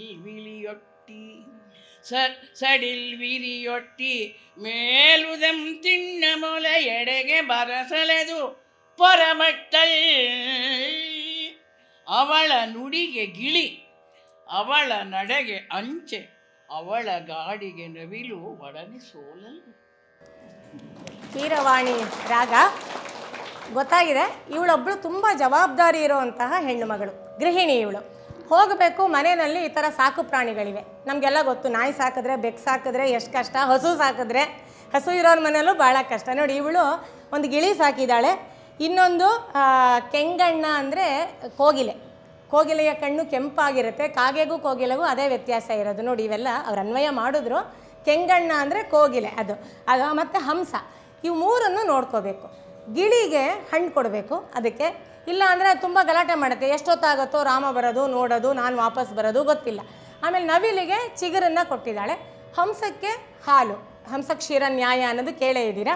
ಇದೆಲ್ಲ ಬೇಗ ಬೇಗ ಮಾಡಿದ್ದಾಳೆ. ಅದಕ್ಕೆ ನೀರು ಕುಡಿಸಿದ್ದಾಳೆ. ವತ್ಸ ಅಂದರೆ ಕರು, ಹಸು ಕರುಗೆ ನೀರನ್ನು ಇಟ್ಟಿದ್ದಾಳೆ. ನೀರು ತೋರಿಸೋದು ಅಂತ ನಾವು ಹಳ್ಳಿ ಕಡೆ ಹೇಳ್ತೀವಿ, ಈಗ ಕರುಗೆ ನೀರು ತೋರಿಸೋದು ಅಂತ. ನೀರು ತೋರಿಸಿದ್ಯಾ ಅಂತ ಅದೆಲ್ಲ ಮಾಡಿಬಿಟ್ಟು ತೊರೆದು ಅವುಗಳನ್ನೆಲ್ಲ ಬಿಟ್ಟು ಮನೆ ಕೆಲಸನ ಮರೆತು, ಏನಾರ ಆಗೋಗಲಿ ಇವತ್ತೇನೋ ಬಂದು ಏನೋ ಒಂದು ಮಾಡ್ಕೊಳ್ಳೋಣ ಅಂತ ಹೇಳಿ ಮರೆತು ಬಿಟ್ಟು ಅಷ್ಟೊತ್ತೆಲ್ಲ ಕೆಲಸ ಮಾಡುವಾಗ ಕೂದಲೆಲ್ಲ ಪಾಪ ಅಲ್ಲಿ ಇಲ್ಲಿ ಬಿಚ್ಕೊಂಡಿದೆ. ಅದನ್ನು ಹೇಗೋ ಗಂಟಿಕ್ಕೊಂಡಿದ್ದಾಳೆ. ಗಂಟಿಕ್ಕೊಂಡು ಸಣ್ಣ ನಡು ಅವಳದ್ದು. ಇಷ್ಟೆಲ್ಲ ಕೆಲಸ ಮಾಡಿದ್ಮೇಲೆ ಅವಳು ನಿಜವಾಗ್ಲೂ ಯೋಗ ಮಾಡಿದ ಹಾಗೆ ಅವಳು ತುಂಬ ಫಿಟ್ಟಾಗೇ ಇರಬೇಕು ನಿಜವಾಗ್ಲೂ. ಹಾಗೆ ಅವಳದಕ್ಕೆ ನೆರಿನ ಸಿಕ್ಕಿಸ್ಕೊಂಡು ಬರ್ತಾ ಇದ್ದಾಳಂತೆ. ಸೆರಗನ್ನು ಸರಿ ಮಾಡಿಕೊಂಡು ವಯ್ಯಾರದಿಂದ ಬರ್ತಿದ್ರೆ ನೋಡಿ, ಮಾತಾಡ್ಕೊಂಡು ಬರ್ತಿದ್ದಾಳೆ, ಏನು ಕೆಲಸವೋ ಮುಗಿಯೋದೇ ಇಲ್ಲ ಅಂತ. ಆ ನುಡಿಗೆ ಗಿಳಿ ಸೋತೋಯ್ತಂತೆ. ಅವಳ ನಡೆಗೆ ಹಂಸ ಗಮನೆ. ಆ ಹಂಸದ ಹಾಗೆ ನಡ್ಕೊಂಡು ಬರ್ತಾ ಇದ್ದಾಳೆ, ತೇಲ್ಕೊಂಡು ಬರ್ತಾ ಇದ್ದಾಳೆ. ಗಾಡಿಗೆ ಕೆಂಗಣ್ಣ. ಗಾಡಿ ಅಂದರೆ ಒಂದು ಸೊಬಗು, ಒಂದು ಸ್ವೀಟಾಗಿ ಮಾತಾಡೋ ಅಂಥದ್ದು, ಅದಕ್ಕೆ ಕೋಗಿಲೆ. ಅವೆಲ್ಲ ಸೋತ್ವಂತೆ ಅಂತ ಹೇಳಿ ಹಾಗೆ ಇವನು ಚಮತ್ಕಾರವನ್ನು ಮಾಡ್ತಾ ಇದ್ದಾನೆ. ಇದಕ್ಕೆ ಅವ್ರು ಕೀರವಾಣಿ ರಾಗವನ್ನು ಹಾಕಿದ್ದಾರೆ. ಗಿಳಿ ಅಲ್ವಾ, ಅದಕ್ಕೆ ಕೀರವಾಣಿ ಅಂತ ಹೇಳಿ. ಈಗ ಇನ್ನೊಬ್ಬಳು ನೋಡಿ, ಮತ್ತರ್ವ ಪೆಣ್ಣು ಬಸುರೆಯ ಬಿಲ್ವತ್ತಂಗೆತ್ತು ಸೂಡಿ ಮುಡಿಗೆ ಅಸಬಸದ ಕಪ್ಪೆಂದು ಕತ್ತುರಿಯ ಕಣ್ಜಿಕ್ಕಿ ಹೊಸ ಕುಂಕುಮಂ ಬಗೆದು ಪಣೆಗಿಟ್ಟು ಚಂದ್ರಮಂ ಕಾಂಚಿಯಂ ಗಳಗೆ ಅಮರ್ಚಿ ಹೊಸದಡ್ಡಿಗೆಯ ನಡುವಿಗಳ ಬಡಿಸಿ ಪಾಲೋ ಎಂದು ಬಿಸಿಗಾವಿಗೆಯೊಳಿಟ್ಟು ಮಥಿತಮಂ ಪವಡಿಸಿದ ಪಸುಗೂಸನುಳಿದು ಪಡಿಗಟ್ಟಿ ನಡೆದೈ ಕಾಂಬತವ ಕದಿಂ ಬರ್ಪವರನು ಕಾಂಬತವ ಕದಿಂ ಪಡಿಗಟ್ಟಿ ನಡೆದೈ. ಇವಳು ಅವಸರ ಗುಡಿಕೆ ಅಂತೀವಲ್ಲ, ಆ ಜಾತಿಗೆ ಸೇರಿದವಳು. ಆಸೆ, ಹೋಗಬೇಕು ಅಂತ ಬಹಳ ಆಸೆ, ಹಾಗೆ ಅಲ್ವಾ, ಕುತೂಹಲ ಇರುತ್ತೆ. ಏನು ಮಾಡಿದಾಳೆ ಇವಳು, ಹೇಗೋ ಬೇಗ ಹೋಗೋಣ, ಎಲ್ಲರೂ ಹೊರಟಾಗ್ತಾ ಇದ್ದಾರೆ ಅಂತ ಹೇಳಿ ಅವಳು ಯಾವುದೋ ಒಂದು ಹಸಿರು ಇರೋ ಎಲೆ ಮನೆಯಲ್ಲಿ ಬಿದ್ದಿತ್ತು, ಅದನ್ನು ಬಿಲ್ಪತ್ರೆ ಅಂದ್ಕೊಂಡು ತಲೆಗೆ ಮುಡ್ಕೊಂಡ್ಬಿಟ್ಟಿದ್ದಾಳೆ. ಬಿಲ್ಪತ್ರೆ ಮುಡ್ಕೊಂಡು ಹೋಗೋಣ ಅಂತ ಹೇಳಿ ತಲೆಗೆ ಮುಡ್ಕೊಂಡಿದ್ದಾಳೆ. ಆಮೇಲೆ ಕಪ್ಪು ಅಂತ ಹೇಳಿ ಕಾಣ್ದೇ ಕಸ್ತೂರಿನೇ ಕಪ್ಪಿಗೆ ಹಚ್ಕೊಂಡ್ಬಿಟ್ಟಿದ್ದಾಳೆ ನೋಡಿ. ಹಿಂದಿನ ಪದ್ಯದಲ್ಲಿ ಕಪ್ಪನ್ ಒಪ್ಪಂ ಬೂಸಿ ಅಂತ ಹೇಳಿದ್ರೆ, ಇವಳು ಹಾಗೆಲ್ಲ ಅಲ್ಲ, ಅಲ್ಲಿತ್ತು ನೋಡಿದ್ಲು, ಕಸ್ತೂರಿ ಕಪ್ಪು ಅಂದ್ಕೊಂಡ್ಲು, ಹಚ್ಕೊಂಡ್ಲು, ಹೊರಟ್ಲು. ಆಮೇಲೆ ಈ ಸಿಂಧೂರ, ಚಂದ್ರ ಅಂತ ಹೇಳ್ತೀವಲ್ಲ, ಅದನ್ನು ಚೆನ್ನಾಗಿದೆಯಲ್ಲ, ಹೊಸದಾಗಿದೆ ಕುಂಕುಮ ಅಂತ ಅಂದ್ಕೊಂಡು ಅದನ್ನೇ ಹಣೆಗೆ ಇಟ್ಕೊಂಡ್ಬಿಟ್ಲಂತೆ. ಸಿಂಧೂರ ಯಾವಾಗಲೂ ಪೈತಲೆನಲ್ಲಿ ಇಟ್ಕೊಳ್ಳೋದು, ಇವಳು ಹಣೆಗೆ ಇಟ್ಕೊಂಡಿದ್ದಾಳೆ. ಕಾಂಚಿ, ಈ ಡಾಬ್ ಹಾಕೋಬೇಕು, ಹಿಂದೆಲ್ಲ ಡಾಬ್ ಹಾಕೋತಿದ್ರಲ್ಲ ನಮ್ಮ ಅಜ್ಜಿ ಮುತ್ತಜ್ಜಿ ಎಲ್ಲರೂ, ಆ ಡಾಬನ್ನೇನು ಮಾಡಿದ್ದಾಳೆ, ಕತ್ತಿಗೆ ಹಾಕ್ಕೊಂಡಿದ್ದಾಳಂತೆ. ಅಂದರೆ ಅವಳು ಸೊಂಟ ಎಷ್ಟು ಸಣ್ಣಕ್ಕಿರ್ಬೋದು ಅಥವಾ ಕತ್ತು ಎಷ್ಟು ದೊಡ್ಡದಾಗಿರ್ಬೋದು, ಎರಡರಲ್ಲಿ ಯಾವುದೋ ಒಂದು, ಈದರ್ ಆಫ್ ಅಲ್ವಾ, ಹಾಗಿದ್ದಿರಬೇಕದು. ಅದನ್ನು ಹಾಕ್ಕೊಂಡಿದ್ದಾಳೆ. ಹೇಗೋ ಅದನ್ನು ಸೊಂಟಕ್ಕೆ ಇಟ್ಕೊಂಡು ಎಲ್ಲ ಮಾಡಿ, ಹಾಲು ಒಂಚೂರು ಬೆಚ್ಚಗಿರಲಿ, ನಾನು ಬರೋ ಹೊತ್ತಿಗೆ ಮಕ್ಕಳಿಗೆ ಮರಿಗೆ ಕುಡ್ಸೋದಕ್ಕೆ ಬೇಕಾಗತ್ತೆ ಅಂತ ಅಂದ್ಕೊಂಡು ಮಜ್ಜಿಗೆನೇ ತೆಗೆದು ಇದ್ಲೊಲೆ ಇಟ್ಟಿದ್ದಾಳಂತೆ. ಮತಿತಮಂ ಬಿಸಿಗೆ ಆವಿಗೆಯೊಳಿಟ್ಟು, ಆವಿಗೆ ಅಂದರೆ ಕಿಲ್ ಅಂದರೆ ಹಿಂದೆಲ್ಲ ಇದ್ಲೊಲೆ ಇರ್ತಿತ್ತಲ್ವ, ಆ ಥರ ಇದ್ಲೊಲೆಯಲ್ಲಿ ಬೆಚ್ಚಗಿರಲಿ ಅಂತ ಇಟ್ಟುಬಿಟ್ಟು ಅವಳು ಪವಡಿಸಿದ ಪಸುಗೂಸನುಳಿದು. ಎಲ್ಲರೂ ಸೊಂಟಕ್ಕೆ ಎತ್ಕೊಂಡು ಬಂದರೆ ಇವಳು ಈ ಮಗು ಮಲ್ಕೊಂಡಿರಲಿ, ಇದರತ್ತ ಏನಾರ ಮಾಡಿದ್ರೆ ತಾನೇ ಸುಮ್ಮನೆ ಆಪತ್ತು ಅಂದ್ಬಿಟ್ಟು ಅದನ್ನು ಬಿಟ್ಟುಬಿಟ್ಟು ಪಾಪ ಇಷ್ಟೆಲ್ಲ ಅವಸರವಾಗಿ ಮಾಡಿದ್ದಾಳೆ. ಇದ್ದಿದ್ರಲ್ಲಿ ಜವಾಬ್ದಾರಿ ಇದೆ. ಮುಂದೆ ಬಾಗಿಲು ಎಳ್ಕೊಂಡು ಮುಂದಕ್ಕೆ ಹೋಗಿದೆ. ಸದ್ಯ ಬಾಗಿಲು ಹಾರು ಹೊಡೆದು ಹೋಗಿಲ್ಲ, ಪಡಿಗಟ್ಟಿ ನಡೆದಳು ಕಾಂಬ ತವ ಕದಿಂ. ಆ ಪಡಿಗಟ್ಟಿ ಅಂದರೆ ಬಾಗಿಲನ್ನು ಮುಂದೆ ಮಾಡಿಕೊಂಡು ಅವಳು ಬರ್ತಿರೋರನ್ನು ನೋಡೋದಕ್ಕೆ ಹೋಗಿದ್ದಾಳೆ. ಇದು ಹೆಂಗಸರ ಕತೆ ಆದರೆ, ಆ ಊರಿನ ಬಾಲಕರು ಓದೋ ಅಂಥ ವಿದ್ಯಾರ್ಥಿಗಳ ಕತೆ ನೋಡಿ ಹೇಗಿದೆ. ಮುದ್ದು ಮೊಗಂಗಿರದೆ ನಸುನಗೆ ಬೀರೆ ಕಾಲ್ಗಡಗ ಸದ್ದುಗೊಡೆಗೆ ಪದಕಂ ಉಯ್ಯಲನಾಡೆಗೆ ಕೂಡೆ ಸರಂ ಉದ್ದ ಶಬ್ದಂ ಒಲೆದೊಬ್ಬೆ ಪಂಜರಿಗೆ ತೋಳ್ಗೆ ತೆಗೆ ಕೈ ಬಳೆ ಶ್ರಮಂ ತೋರೆ ಬಳಿಕ ಪೊದ್ದು ದುಗುಲವನುಟ್ಟು ಹೊಸಧೋತ್ರಮಂ ಬಣ್ಣ ಮಜ್ಜಿದ ಒಳ್ಪಿಡಿಗೋಲ ಪಿಡಿದು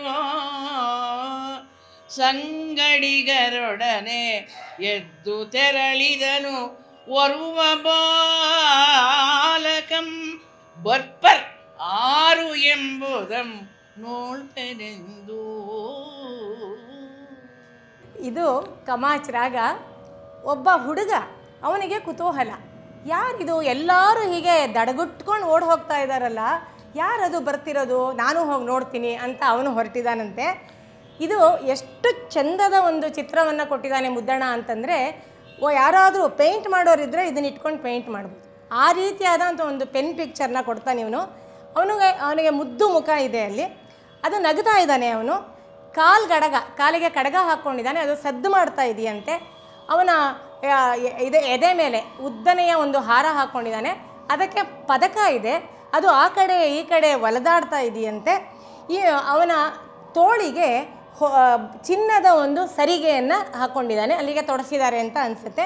ಎರಡೂ ಕೈಯಲ್ಲಿ ಬಳೆ, ಸಮನಾಗಿ ಬಳೆಯನ್ನು ಹಾಕಿದ್ದಾರೆ, ಅಲಂಕಾರ ಮಾಡ್ಕೊಂಡಿದ್ದಾನೆ. ಅವನು ಚೆನ್ನಾಗಿ ಶಿಸ್ತಾಗಿ ಬರ್ತಾ ಇದ್ದಾನೆ. ಅವನಿಲ್ಲಿಗೆ ಹೊಸದಾಗಿ ಒಂದು ಧೋತ್ರವನ್ನು ಹುಟ್ಟಿದ್ದಾನೆ, ಮೇಲಕ್ಕೆ ದುಕೂಲವನ್ನು, ಅಂಗವಸ್ತ್ರವನ್ನು ಹೊದ್ಕೊಂಡಿದ್ದಾನೆ. ಆಮೇಲೆ ಬಣ್ಣವನ್ನು ಅದ್ದಿದಂತಹ ಒಂದು ಬಣ್ಣದ ಕೋಲು ಕೈಯಲ್ಲಿ ಹಿಡ್ಕೊಂಡು ಸಂಗಡಿಗರ ಜೊತೆಯಲ್ಲಿ ಆಟ ಆಡ್ತಾ ಇದ್ದ ಅನಿಸುತ್ತೆ. ಆಟ ಆಡ್ತಾ ಇದ್ದಾನೆ, ಎಲ್ಲರೂ ಹೋಗ್ತಾ ಇದ್ದಾರಲ್ಲ, ನಾನು ನೋಡೋಣ ಅಂತ ಹೇಳಿ ಅವನು ಅಲ್ಲಿಗೆ ಬರ್ತಾ ಇದ್ದಾನೆ. ಮುಂದೆ ನೋಡಿ ಇನ್ನೊಬ್ಬ ಹುಡುಗ, ಅವನು ಸ್ವಲ್ಪ ಅಷ್ಟೊಂದು ಶಿಸ್ತಿಲ್ಲ, ಹೇಗೇಗೋ ಕಾಲಿಗೆಲ್ಲ ತಗಲ್ತಾ ಸಿಕ್ಕಾಕೋತಾ ಇದೆ, ಹಾಗೆ ಅವನು ಓಡಿ ಬರ್ತಾ ಇದ್ದಾನೆ. ಹೀಗೆ ಎಲ್ಲರೂ ಬರ್ತಾ ಇರಬೇಕಾದ್ರೆ ಒಬ್ಬಳು ಮುಗ್ಧೆ ಆ ಹೆಂಗಸರ ಗುಂಪಿನಲ್ಲಿ ಇರೋಳು, ಅವಳಿಗೆ ಆಶ್ಚರ್ಯ, ಎಲ್ಲರೂ ರಾಮ ಬರ್ತಾನೆ ಅಂತ ಹೀಗೆ ಆಡ್ತಾ ಇದ್ದಾರಲ್ಲ, ಯಾರದು ರಾಘವ? ಪೇಳು ಆರು ಅವಂ ಅಕ್ಕ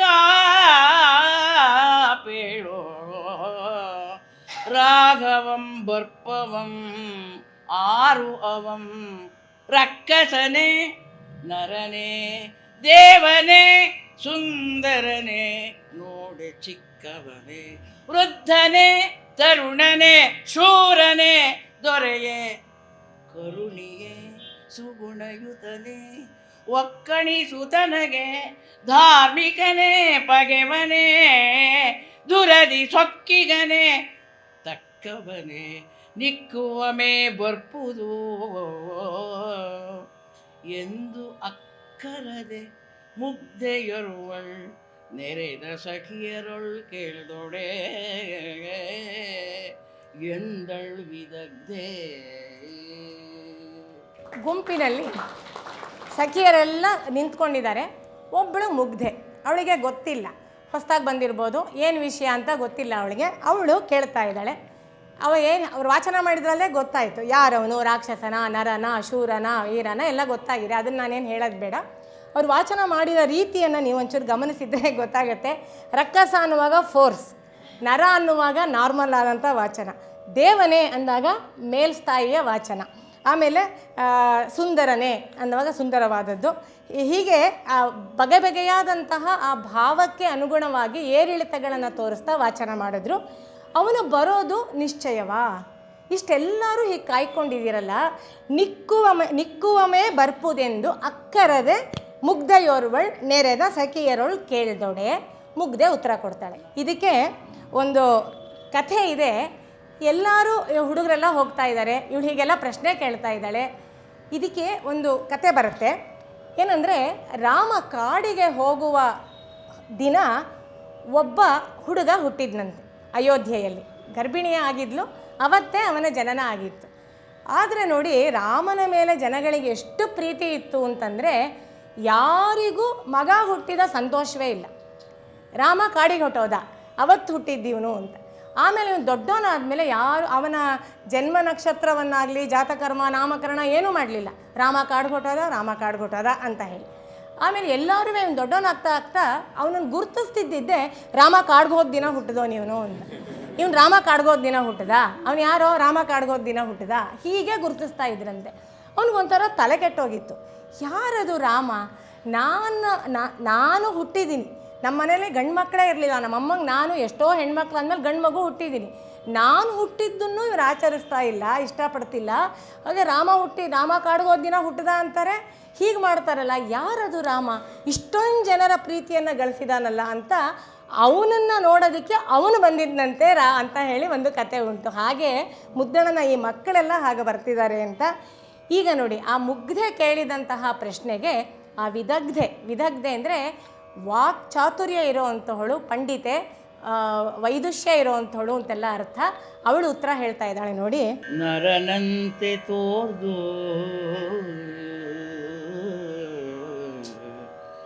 ನರನಂತೆ ತೋರ್ದು ದೇವರ ದೇವನೆನಿದಿ ಸಂಗರದಿ ರಕ್ಕಸರ ನಿಕ್ಕುವನಂತೆ ಕಣ್ಗೆ ಸುಂದರನು ಎಣಿಸೆ ಕಿರಿಯನು ಪಳ್ಗೆ ತರುಣಂ ಜ್ಞಾನವೃದ್ಧಂ ಅತಿಶೂರನು ಇಳೆಗೆ ದೊರೆಯೋ ಅಧಿಕ ಧಾರ್ಮಿಕಂ ಪಗೆಗಲ್ಗೆ ಪಗೆವನ್ ಎಲೆ ತರುಣಿ ನರನಂತೆ ತೋರ್ದು ದೇವರ ದೇವನೆನಿಸಿ ಸಂಗರದಿ ರಕ್ಕಸರ ನಿಕ್ಕುವನಂತೆ ಒರಿಯೇ ಸದ್ಗುಣಮಣಿಯ ಬಣ್ಣಿಸಲ್ಕೆ ಅರಿಯೇ ಎಂದು ಮಾರ್ನುಡಿದಳ್ ಅವಳ್ ಏಂ ಪ್ರೌಢೆಯೋ.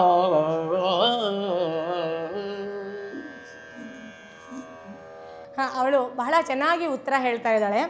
ಇದನ್ನು ನೋಡಿದ್ರೆ ನಮಗೆ ರಾಮನ 16 ಗುಣಗಳನ್ನು ವಾಲ್ಮೀಕಿ ಮಹರ್ಷಿಗಳು ರಾಮಾಯಣದಲ್ಲಿ ವರ್ಣನೆ ಮಾಡ್ತಾರೆ ಬಾಲಕಾಂಡದಲ್ಲಿ. ಆ 16 ಗುಣಗಳ ಸಾರವನ್ನೇ ಇಲ್ಲಿ ಮುದ್ದಣ್ಣ ಷಟ್ಪದಿಯನ್ನಾಗಿ ಮಾಡಿದಾನ ಅಂತ ಅನಿಸುತ್ತೆ. ಅವನು ನರನಂತೆ ತೋರ್ದು ವಾಲ್ಮೀಕಿ ರಾಮಾಯಣದಲ್ಲಿ ಹೇಳ್ಕೊಂಡಿದ್ದಾನೆ ರಾಮ. ಅವನೆಲ್ಲಿಯೂ ನಾನು ದೇವರ ಅವತಾರ ಅಂತ ಹೇಳ್ಕೊಂಡಿಲ್ಲ. ಆತ್ಮಾನಂ ಮಾನುಷಂ ಮನ್ಯೆ ರಾಮೋ ದಶರಥಾತ್ಮಜಂ ಅಂತಲೇ ಹೇಳಿರೋದು. ನನ್ನನ್ನು ದಶರಥನ ಮಗನಾದಂತಹ ರಾಮನನ್ನು ಮಾನುಷಂ ಮನ್ಯೆ, ಮನುಷ್ಯನನ್ನಾಗೆ ನೀವು ಪರಿಗಣಿಸಬೇಕು ಅಂತ. ಹಾಗಿರೋದ್ರಿಂದಲೇ ನಮಗಿವತ್ತು ರಾಮಾಯಣ ಪ್ರಸ್ತುತ ಆಗಿರೋದು. ಅವನು ವಿಷ್ಣುವಿನ ಅವತಾರ ಅಂತ ಒಂದು ಇದೆ ನಂಬಿಕೆ, ನಮ್ಮ ಪರಂಪರೆಯಲ್ಲಿ ಉಂಟು. ಆದರೆ ಒಮ್ಮೆ ಅವನು ಅವತಾರ ಮಾಡಿ ಬಂದ ಮೇಲೆ ಎಲ್ಲಿಯೂ ಪವಾಡವನ್ನು ಮಾಡಲಿಲ್ಲ, ಎಲ್ಲಿಯೂ ಅತಿಮಾನುಷವಾದ ಶಕ್ತಿಗಳನ್ನು ತೋರಲಿಲ್ಲ. ಮಾಡಿದ್ದೆಲ್ಲ ಮನುಷ್ಯರು ಯಾವ ಆದರ್ಶವನ್ನು ಇಟ್ಕೊಳ್ಬೋದು, ಯಾವ ನೀತಿಯ ಮಾರ್ಗವನ್ನು ನಡಿಬೋದು ಅನ್ನೋದಕ್ಕಾಗಿ ರಾಮಸ್ಯ ಅಯಣಂ, ರಾಮ ತಾನು ನಡೆದು ದಾರಿ ತೋರಿದಂಥದ್ದು ರಾಮಾಯಣ. ಹಾಗಾಗಿಯೇ ರಾಮನ ಒಂದು ಮೌಲ್ಯಗಳು ನಮ್ಮ ಭಾರತದಲ್ಲಿ ಇವತ್ತು ಬಹಳ ಬೆಲೆಯುಳ್ಳದ್ದಾಗಿರೋದು ಅದೇ ಕಾರಣದಿಂದ. ನಿಮ್ಮ ಹಾಗೆ ಮನುಷ್ಯರಾಗಿದ್ದು ಕಷ್ಟಪಟ್ಟು ನಷ್ಟಪಟ್ಟು ಹೆಂಡತಿನ ಕಳ್ಕೊಂಡು ಎಲ್ಲೆಲ್ಲೋ ಅಲದು ಇಂತಹ ಕಷ್ಟ ಸಾಮಾನ್ಯ ಮನುಷ್ಯರಿಗೂ ಬರುತ್ತೆ. ಇದೆಲ್ಲವನ್ನು ಸೇರಿಸಿ ನೋಡಿ ಮುದ್ದಣ್ಣ ಈ ಪದ್ಯವನ್ನು ಮಾಡಿದ್ದಾನೆ. ಅವನು ಎಲ್ಲ ಹಾಗಿದ್ದಾನೆ, ಆದರೆ ದೇವರ ದೇವ, ಮಾನವನಾಗಿ ಹುಟ್ಟಿ ದೈವತ್ವವನ್ನು ಪಡೆದಂತಹ ರಾಮ, ಅದನ್ನು ಇಲ್ಲಿ ಹೇಳ್ತಾ ಇದ್ದಾನೆ. ರಕ್ಕಸರನ್ನು ಕೊಲ್ಲುವಂತನೂ ಗೊತ್ತೇ ಇದೆ. ನೋಡಿದ್ರೆ ಸುಂದರನಾಗಿದ್ದಾನೆ.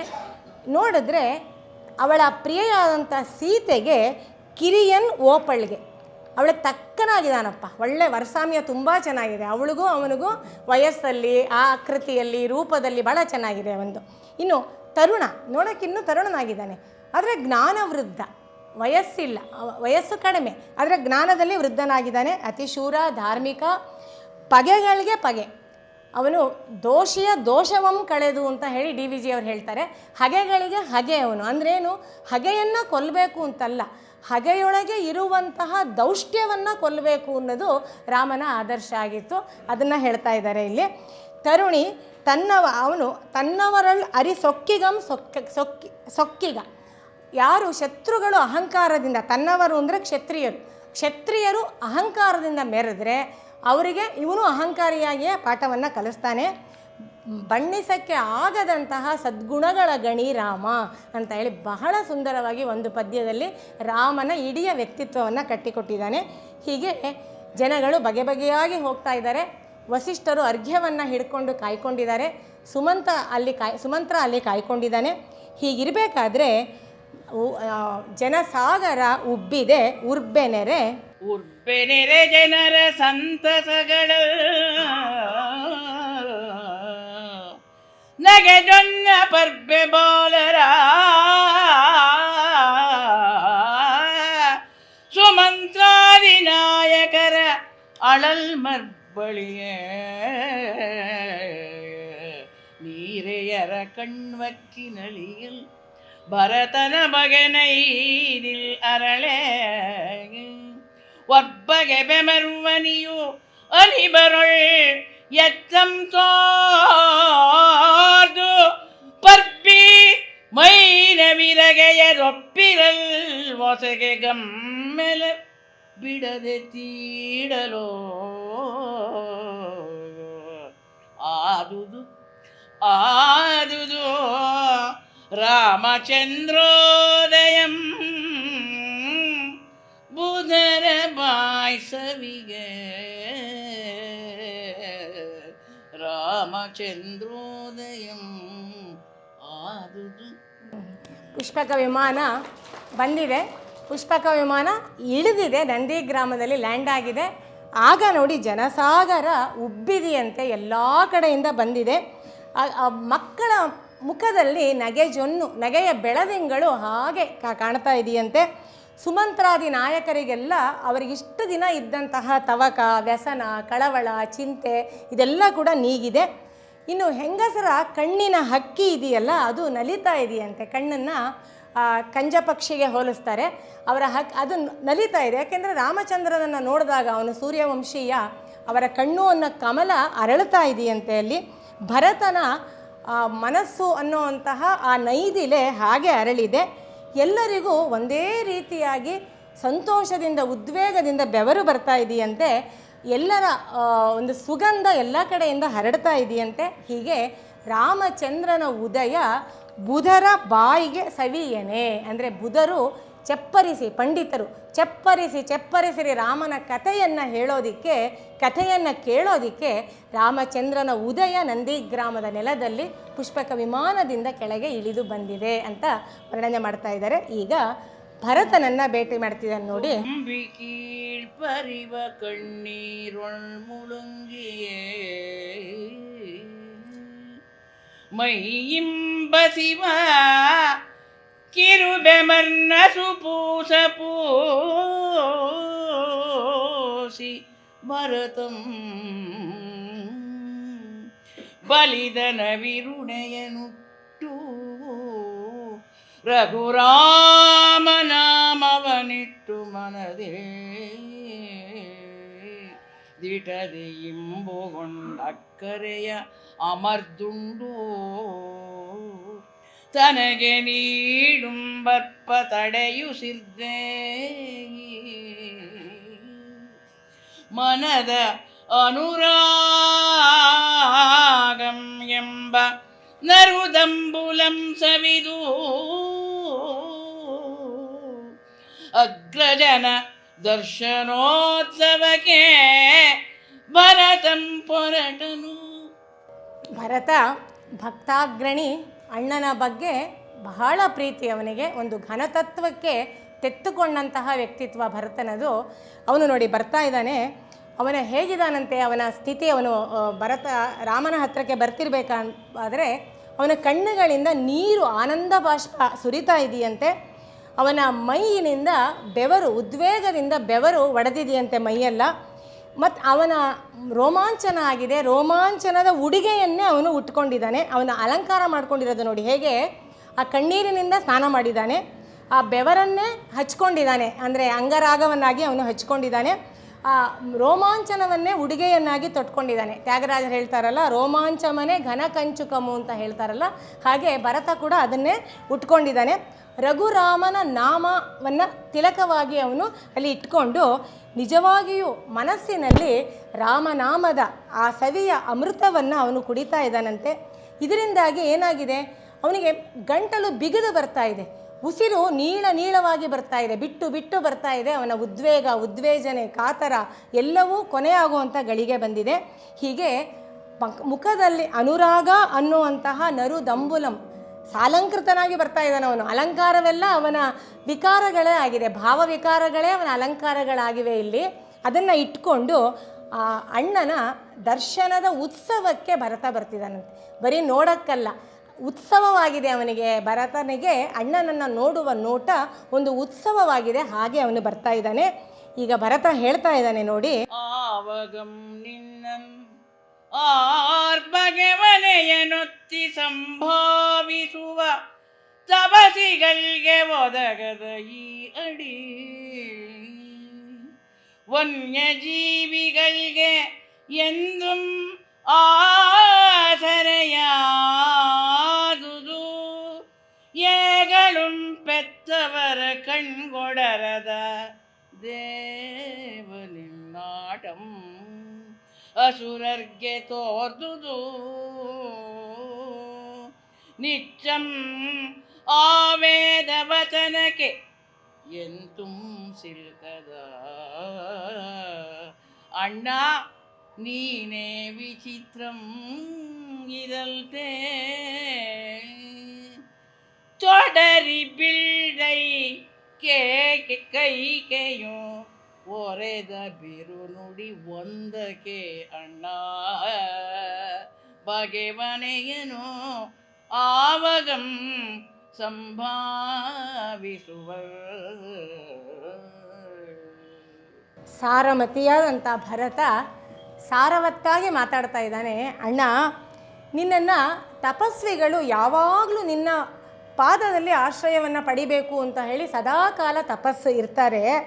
ಆದರೆ ಅವರಿಗೆ ನೀನು ಸಿಗಲಿಲ್ಲ, ಅವರಿಗೆ ಸುಲಭವಾಗಿ ಸಿಕ್ಕಲಿಲ್ಲ. ಆದರೆ ಕಪಿಗಳಿಗೆ ಅವರ ಹತ್ತಿರವೇ ಇದ್ದುಬಿಟ್ಟೆ, ಕಪಿಗಳಿಗೆ ನಿನ್ನ ಪಾದದಲ್ಲಿ ಆಶ್ರಯವನ್ನು ಕೊಟ್ಟುಬಿಟ್ಟೆ. ಇದು ಹೇಗೆ ಅಣ್ಣ ಮಾಡಿದೆ ನೀನು? ಜೊತೆಗೆ ಹೆತ್ತವರಿಗೆ ನಿನ್ನ ಯಾವ ಆಟವನ್ನು ತೋರಿಸ್ಲಿಲ್ಲ, ಲೀಲೆಯನ್ನು ತೋರಿಸ್ಲಿಲ್ಲ. ರಾಮನ ಬಾಲ್ಯ ಅಷ್ಟಾಗಿ ವರ್ಣಿತವೇ ಅಲ್ಲ, ಎಲ್ಲುವೆ ಲೀಲೆಗಳನ್ನು ತೋರಿಸ್ಲಿಲ್ಲ. ಆದರೆ ನೀನೇನು ಮಾಡಿದೆ?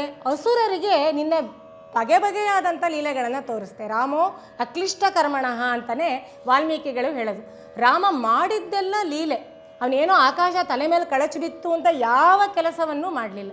14,000 ರಾಕ್ಷಸರನ್ನು ಏಕಾಂಗಿಯಾಗಿ ಕೊಲ್ಲುವಾಗಲೂ ಕೂಡ ಲಕ್ಷ್ಮಣನಿಗೆ ನೀನು ಅತ್ತಿಗೆ ಜೊತೆ ಮುಹೂರ್ತ ತಿಷ್ಟಸ್ವ ಅಂತ ಹೇಳ್ತಾನೆ. ಒಂದು ಗಳಿಗೆ ನೀನು ಗುಹೆಯಲ್ಲಿರು, ಸಾಕು ನಾನು ನೋಡ್ಕೋತೀನಿ ಅಂತ ಹೇಳಿ ಹಾಗೆ ಅವನು ಅಸುರ ಸಂಹಾರ ಮಾಡಿದವನು.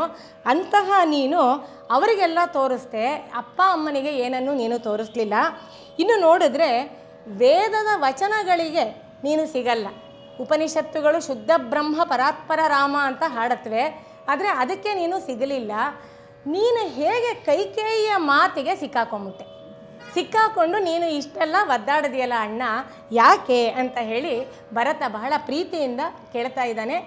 ಆಮೇಲೆ ನೋಡಿ ಹೇಳ್ತಾನೆ, ಆಡಿದಂತಯ್ಯ ನಡವಿಗೆ ಆಡಿದಂತೆ ಅಯ್ಯನೋ ಅಯ್ಯನಾಡಿದಂತೆ ಅಡವಿಗೆ ಪೋದುದರಿದಲ್ಲ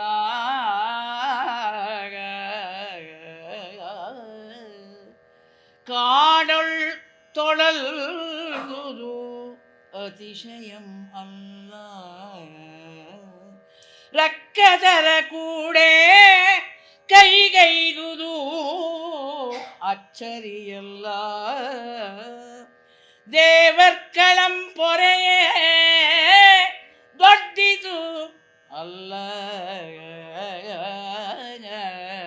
ಕೋಡಿ ಪಾತಕಿ ಪಿಶುನನ್ ಅತಿ ಕೋಪಿ ಪಾಪಿ ಕುಲಗೇಡಿ ಭ್ರಾತೃದ್ರೋಹಿ ತನ್ನೊಳ್ ಒರೆದಂತೆ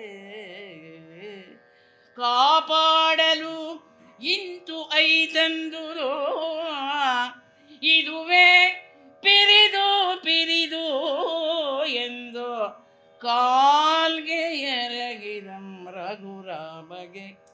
ಭರತ, ನಾನಾಗಲೇ ಹೇಳಿದ್ನಲ್ಲ, ಘನತತ್ವ ಒಂದಕ್ಕೆ ದಿನರಾತ್ರಿ ಮೈಮರೆತು ಅಂತ DVG ಅವರು ಹೇಳೋ ಹಾಗೆ ಈ ಟೋಟಲ್ ಸಬ್ಮಿಷನ್ ಇದು ಅಂಥ ವ್ಯಕ್ತಿತ್ವವನ್ನು ನೋಡಿದಾಗ ಹಾಗೆ ಮಾಡಬೇಕು ಅಂತ ಅನಿಸುತ್ತೆ. ಮತ್ತೆ ನಾನು ಇದೇ ಉದಾಹರಣೆ ಹೇಳ್ತೀನಿ ಅಂತ ಯಾರೂ ದಯವಿಟ್ಟು ತಪ್ಪಾಗಿ ತಿಳ್ಕೊಳ್ಬಾರ್ದು.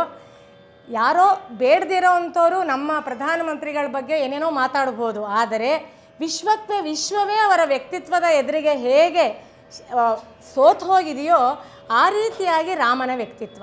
ರಾಮನಿಗೆ ಭರತ ಅದನ್ನೇ ಹೇಳ್ತಾ ಇದ್ದಾನೆ. ಎಲ್ಲ ಕಡೆ ಇದೇ ಆಗೋದು ರಾಮಾಯಣದಲ್ಲಿ ನಾವು ನೋಡಿದ್ರೆ. ಅವನು ಹೇಳ್ತಾ ಇದ್ದಾನೆ, ನೋಡು, ನೀನು ಅಪ್ಪನ ಮಾತನ್ನು, ತಂದೆಯ ವಚನದ ಋಣವನ್ನು ತೀರ್ಸೋದಿಕ್ಕೆ ಅಂತ ಕಾಡಿಗೆ ಹೋಗಿದ್ದು ದೊಡ್ಡದಲ್ಲ.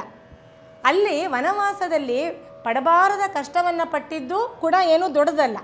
ಮತ್ತು ರಾಕ್ಷಸರನ್ನು ಏಕಾಂಗಿಯಾಗಿ ಎದುರಿಸಿದ್ದು, ಆಮೇಲೆ ಕಪಿ ಸೈನ್ಯದ ಜೊತೆ ಹೋಗಿ ರಾವಣನನ್ನು ಸೋಲಿಸಿದ್ದು ಅದೂ ಕೂಡ ಏನೂ ದೊಡ್ಡದಲ್ಲ. ದೇವತೆಗಳ ಕಷ್ಟವನ್ನು ರಾವಣನ ಸಂಹಾರದ ಮೂಲಕ ನಾಶ ಮಾಡಿದ್ದು, ಅವರ ಕಷ್ಟವನ್ನು ನೀಗಿಸಿದ್ದು ಕೂಡ ಯಾವುದೂ ದೊಡ್ಡದಲ್ಲ.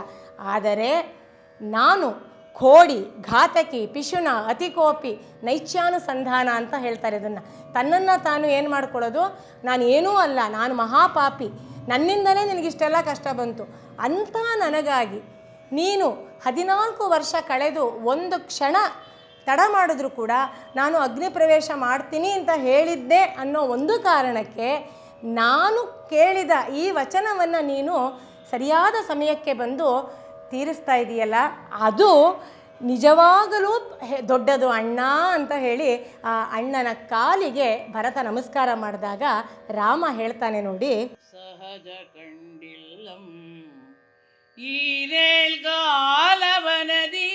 ಕೇಳ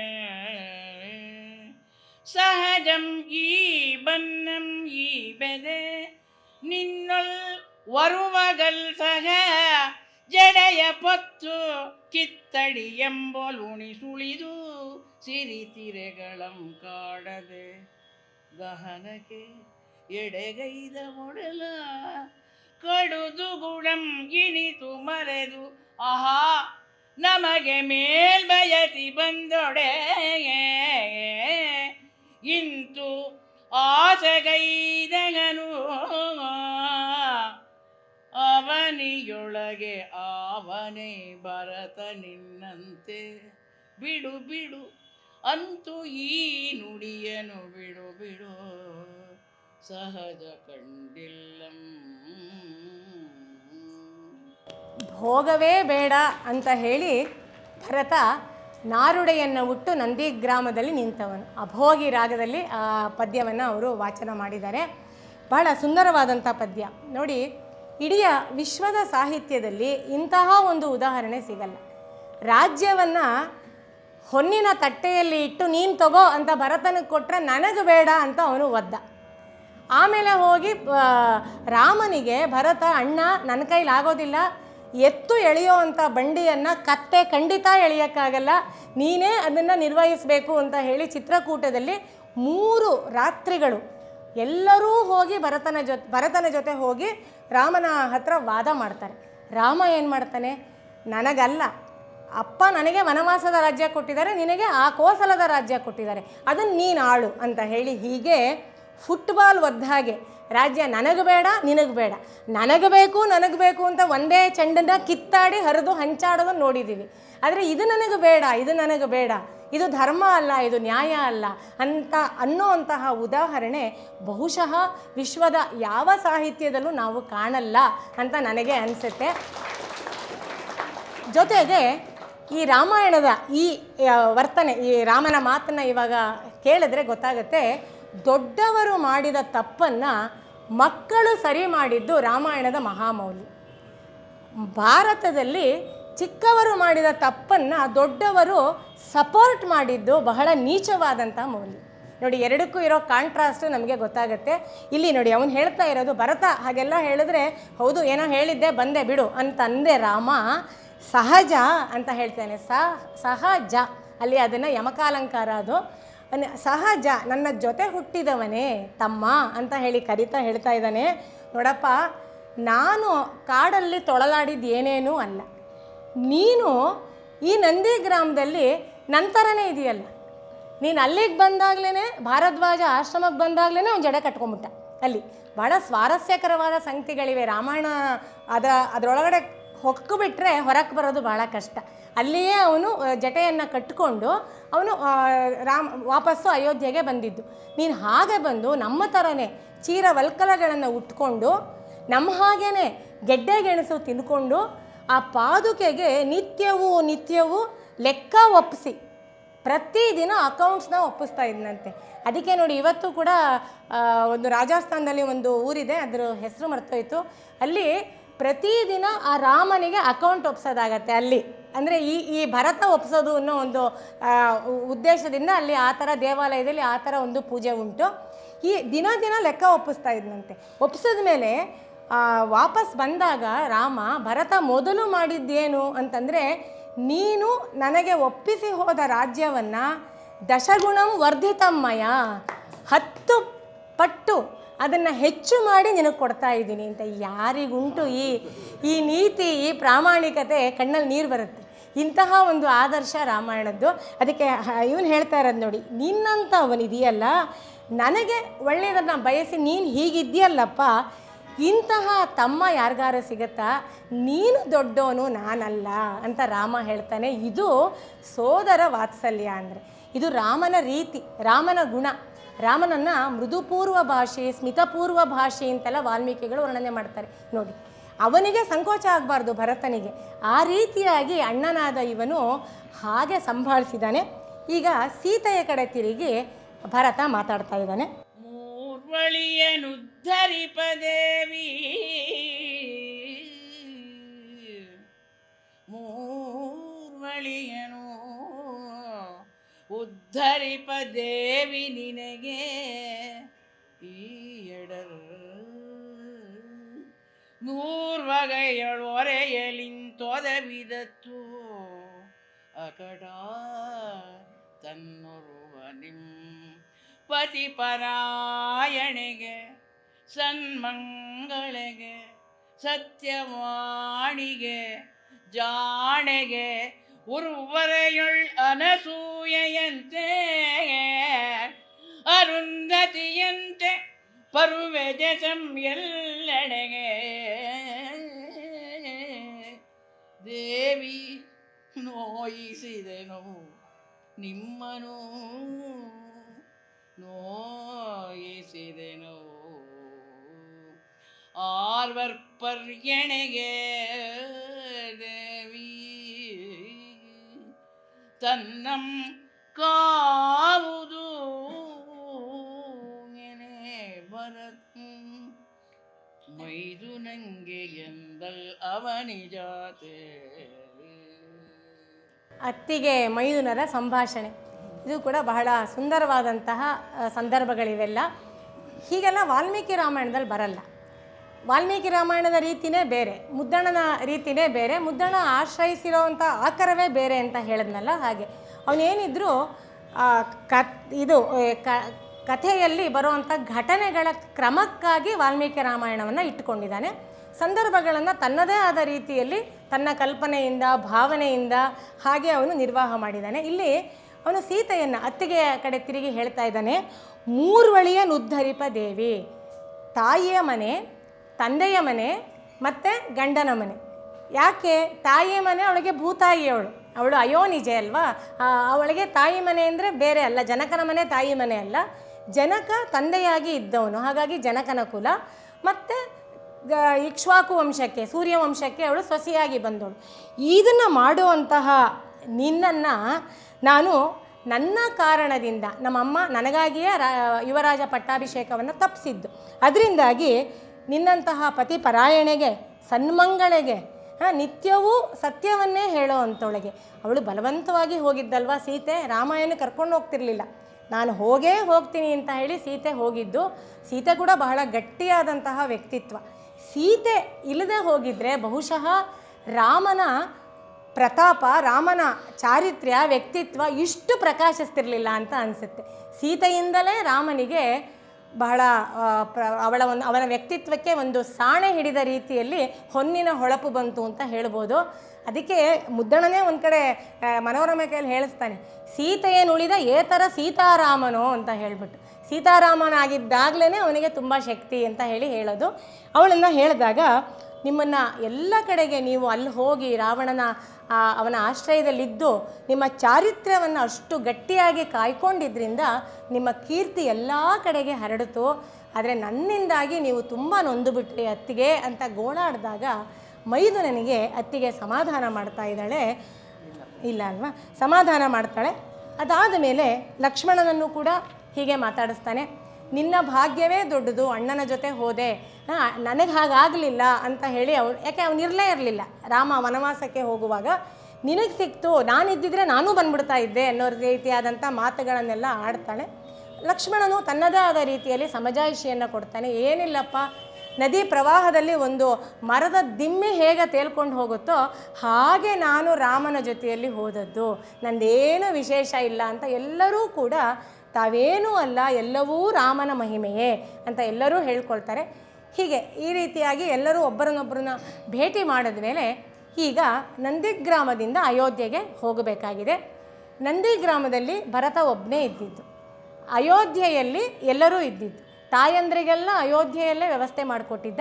ನಂದಿಗ್ರಾಮದಿಂದ ಅವನು ಆಡಳಿತವನ್ನು ನಡೆಸ್ತಾ ಇದ್ದ. ಆ ಪಾದುಕೆಯನ್ನು ಸಾಂಕೇತಿಕವಾದಂತಹ ಆ ಸಿಂಹಾಸನದಲ್ಲಿ ಇರಿಸಿ ಅವನು ಆಡಳಿತ ಮಾಡ್ತಾ ಇದ್ದಿದ್ದು. ಹೀಗೆಲ್ಲರೂ ಹೋಗಬೇಕು. ಸುಮಂತ್ರಾದಿಗಳು ಬಂದಿದ್ದಾರೆ ಯಾಕೆ ಅಂದರೆ ರಾಮ ಬರ್ತಾನೆ ಅನ್ನೋ ದೃಷ್ಟಿಯಿಂದ. ಈಗ ಸುಮಂತ್ರನ ಕೈಲಿ ಭರತ ಅಯೋಧ್ಯೆಗೆ ಹೇಳಿ ಕಳಿಸ್ತಾನೆ, ರಾಮಚಂದ್ರ ಬಂದಾಯಿತು, ಇನ್ನೇನಿದ್ರೂ ಪಟ್ಟಾಭಿಷೇಕಕ್ಕೆ ಏರ್ಪಾಡಾಗಬೇಕು, ಈ ಅಯೋಧ್ಯೆಯನ್ನು ಸಿಂಗರಿಸೋದಕ್ಕೆ ವ್ಯವಸ್ಥೆಯನ್ನು ಮಾಡು ಅಂತ ಹೇಳಿ ಸುಮಂತ್ರನ ಕೈಲಿ ಹೇಳಿ ಕಳಿಸ್ತಾನೆ. ಸುಮಂತ್ರ ಈಗ ಹೋಗ್ತಾ ಇದ್ದಾನೆ ನೋಡಿ. ತನ್ನೊಡೆಯ ನಾಣೆಯಿಂ ಪುರಕೆ ಸುಮುಖಂ ಬರ್ಪ ಮುನ್ನಂ ಈ ವಾರ್ತೆ ಪರಿದತ್ತಯೋಧ್ಯೆಗೆ ನಾಡು ಚೆನ್ನಪ್ಪಿನಂ ಸಿಂಗರಂ ಗೈದರೋ ಏಂ ಪೌರ ಜನರ ಭಕ್ತಿಯೋ ದೊರೆಯೋಳು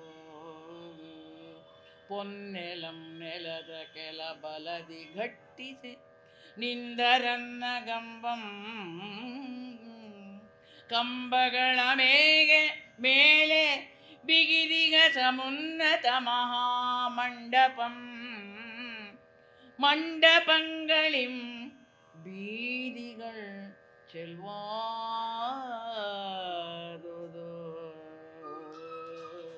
ಇವತ್ತಿನ ಅಯೋಧ್ಯೆ ಕಂಗೊಳಿಸ್ತಾ ಇದೆಯಲ್ಲ ಆ ಥರ.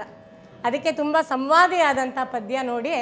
ಎಷ್ಟು ಈ ಮುದ್ದಣನ ರಾಮ ಪಟ್ಟಾಭಿಷೇಕ ಎಷ್ಟು ಇವತ್ತು ನಮ್ಮ ಇಡೀ ಭಾರತ ದೇಶದಲ್ಲಿರುವಂತಹ ವಾತಾವರಣಕ್ಕೆ ಬಹಳ ಹತ್ತಿರಕ್ಕೆ ಬರುವಂತಹ ಪದ್ಯಗಳನ್ನು ನಾವಿಲ್ಲಿ ನೋಡ್ತೀವಿ. ಮುಂದೆ ಬೇಕಾದಷ್ಟು ಬರುತ್ತೆ, ಸಮಯದ ಅಭಾವದಿಂದ ನಾವು ಇಷ್ಟಿಷ್ಟೇ ತಗೊಂಡಿರೋದು.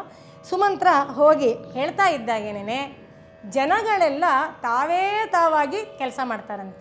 ರಾಮನಿಗೆ ಯುವರಾಜ ಪಟ್ಟಾಭಿಷೇಕ ಆಗಬೇಕು ಅಂತ ದಶರಥ ರಾತ್ರೋರಾತ್ರಿ ನಿರ್ಧಾರ ಮಾಡಿದಾಗಲೂ ಕೂಡ ಜನಗಳು ಅದು ಹೇಗೆ ಎಲ್ಲಿಂದ ಅವರಿಗೆ ಸುದ್ದಿ ಹೋಯಿತು ಅಂತ ಗೊತ್ತಿಲ್ಲ, ಎಲ್ಲರೂ ಕೂಡ ಅಕ್ಕಪಕ್ಕದ ಜನಪದದಿಂದ, ಕೋಸಲ ಜನಪದ ಅಯೋಧ್ಯೆ ರಾಜಧಾನಿಯಾಗಿದ್ದಿದ್ದು, ಆ ಕೋಸಲದ ಜನಪದದಿಂದ ಎಲ್ಲರೂ ಬಂದಿದ್ದಾರಂತೆ.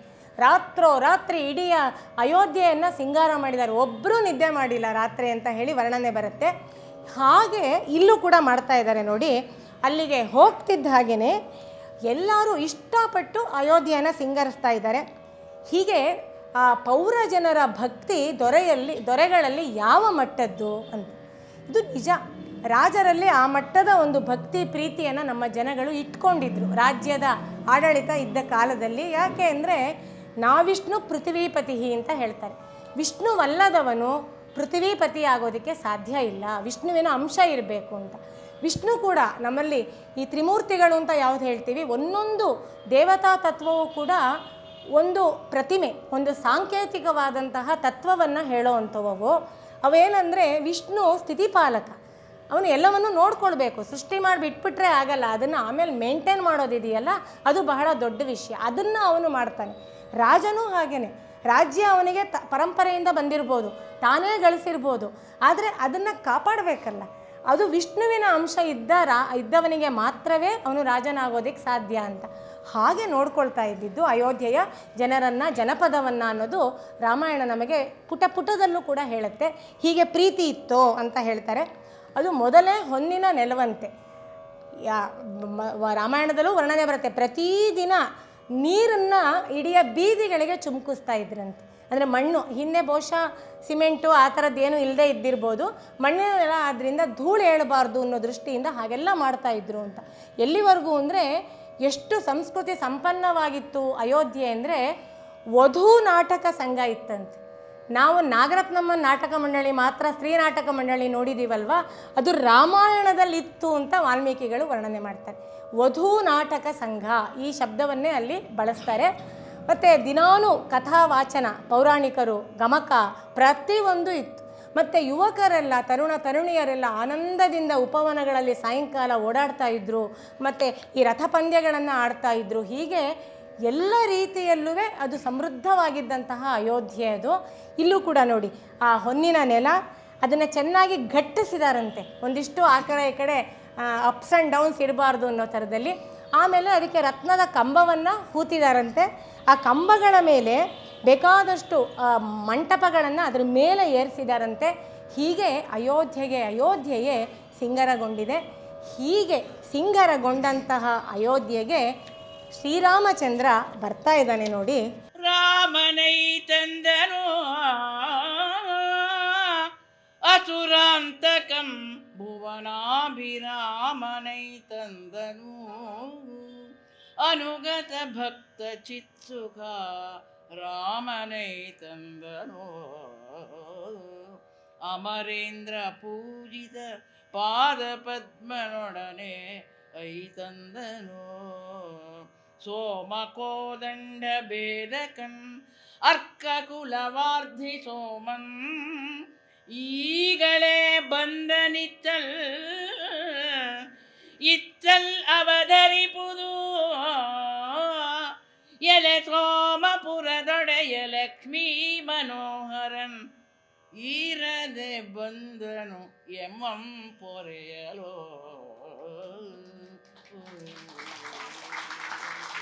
ರಾಮನೈತಂದನ್ ರಾಮನೈತಂದನು ಇದೇ ನಮ್ಮ ಶೀರ್ಷಿಕಾ ಪದ್ಯ ಅಂತ ಹೇಳ್ಬೋದು.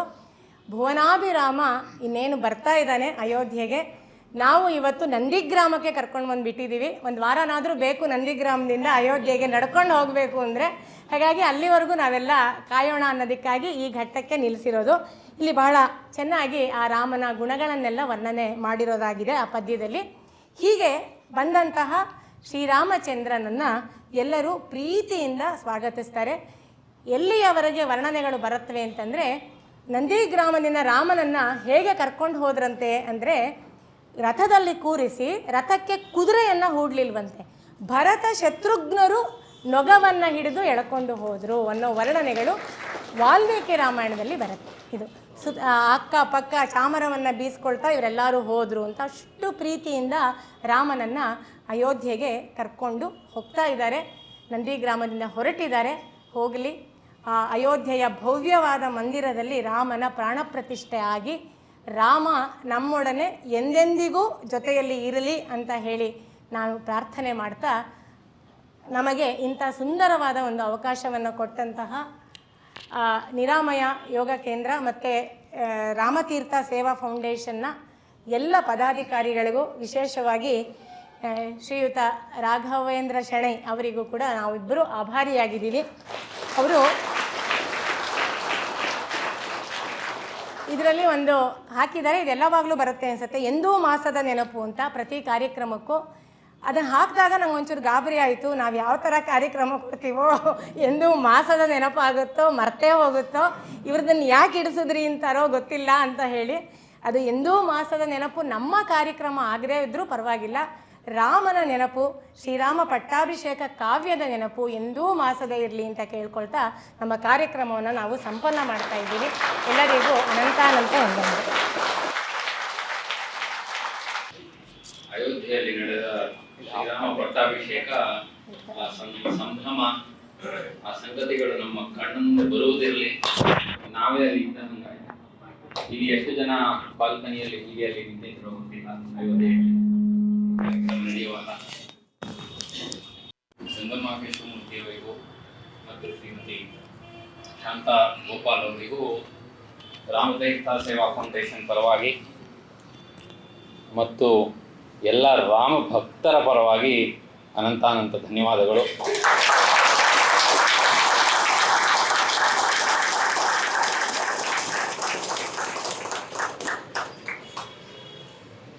ಈ ಕಾರ್ಯಕ್ರಮದಿಂದ ನಮ್ಮ ಯೋಗ ಕುಟೀರಂ ಸ್ಥಳ ಪಾವನವಾಗಿರುವುದರಲ್ಲಿ ಸಂದೇಹವೇ ಇಲ್ಲ.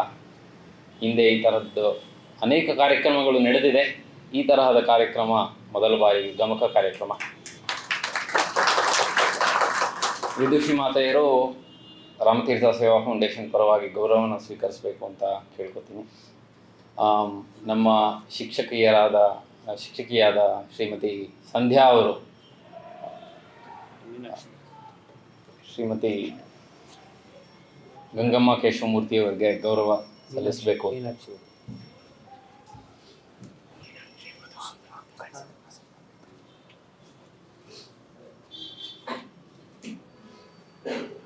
ಶ್ರೀಮತಿ ಮೀನಾಕ್ಷಿ ಮಧುಸೂದನ್ ಅವರು,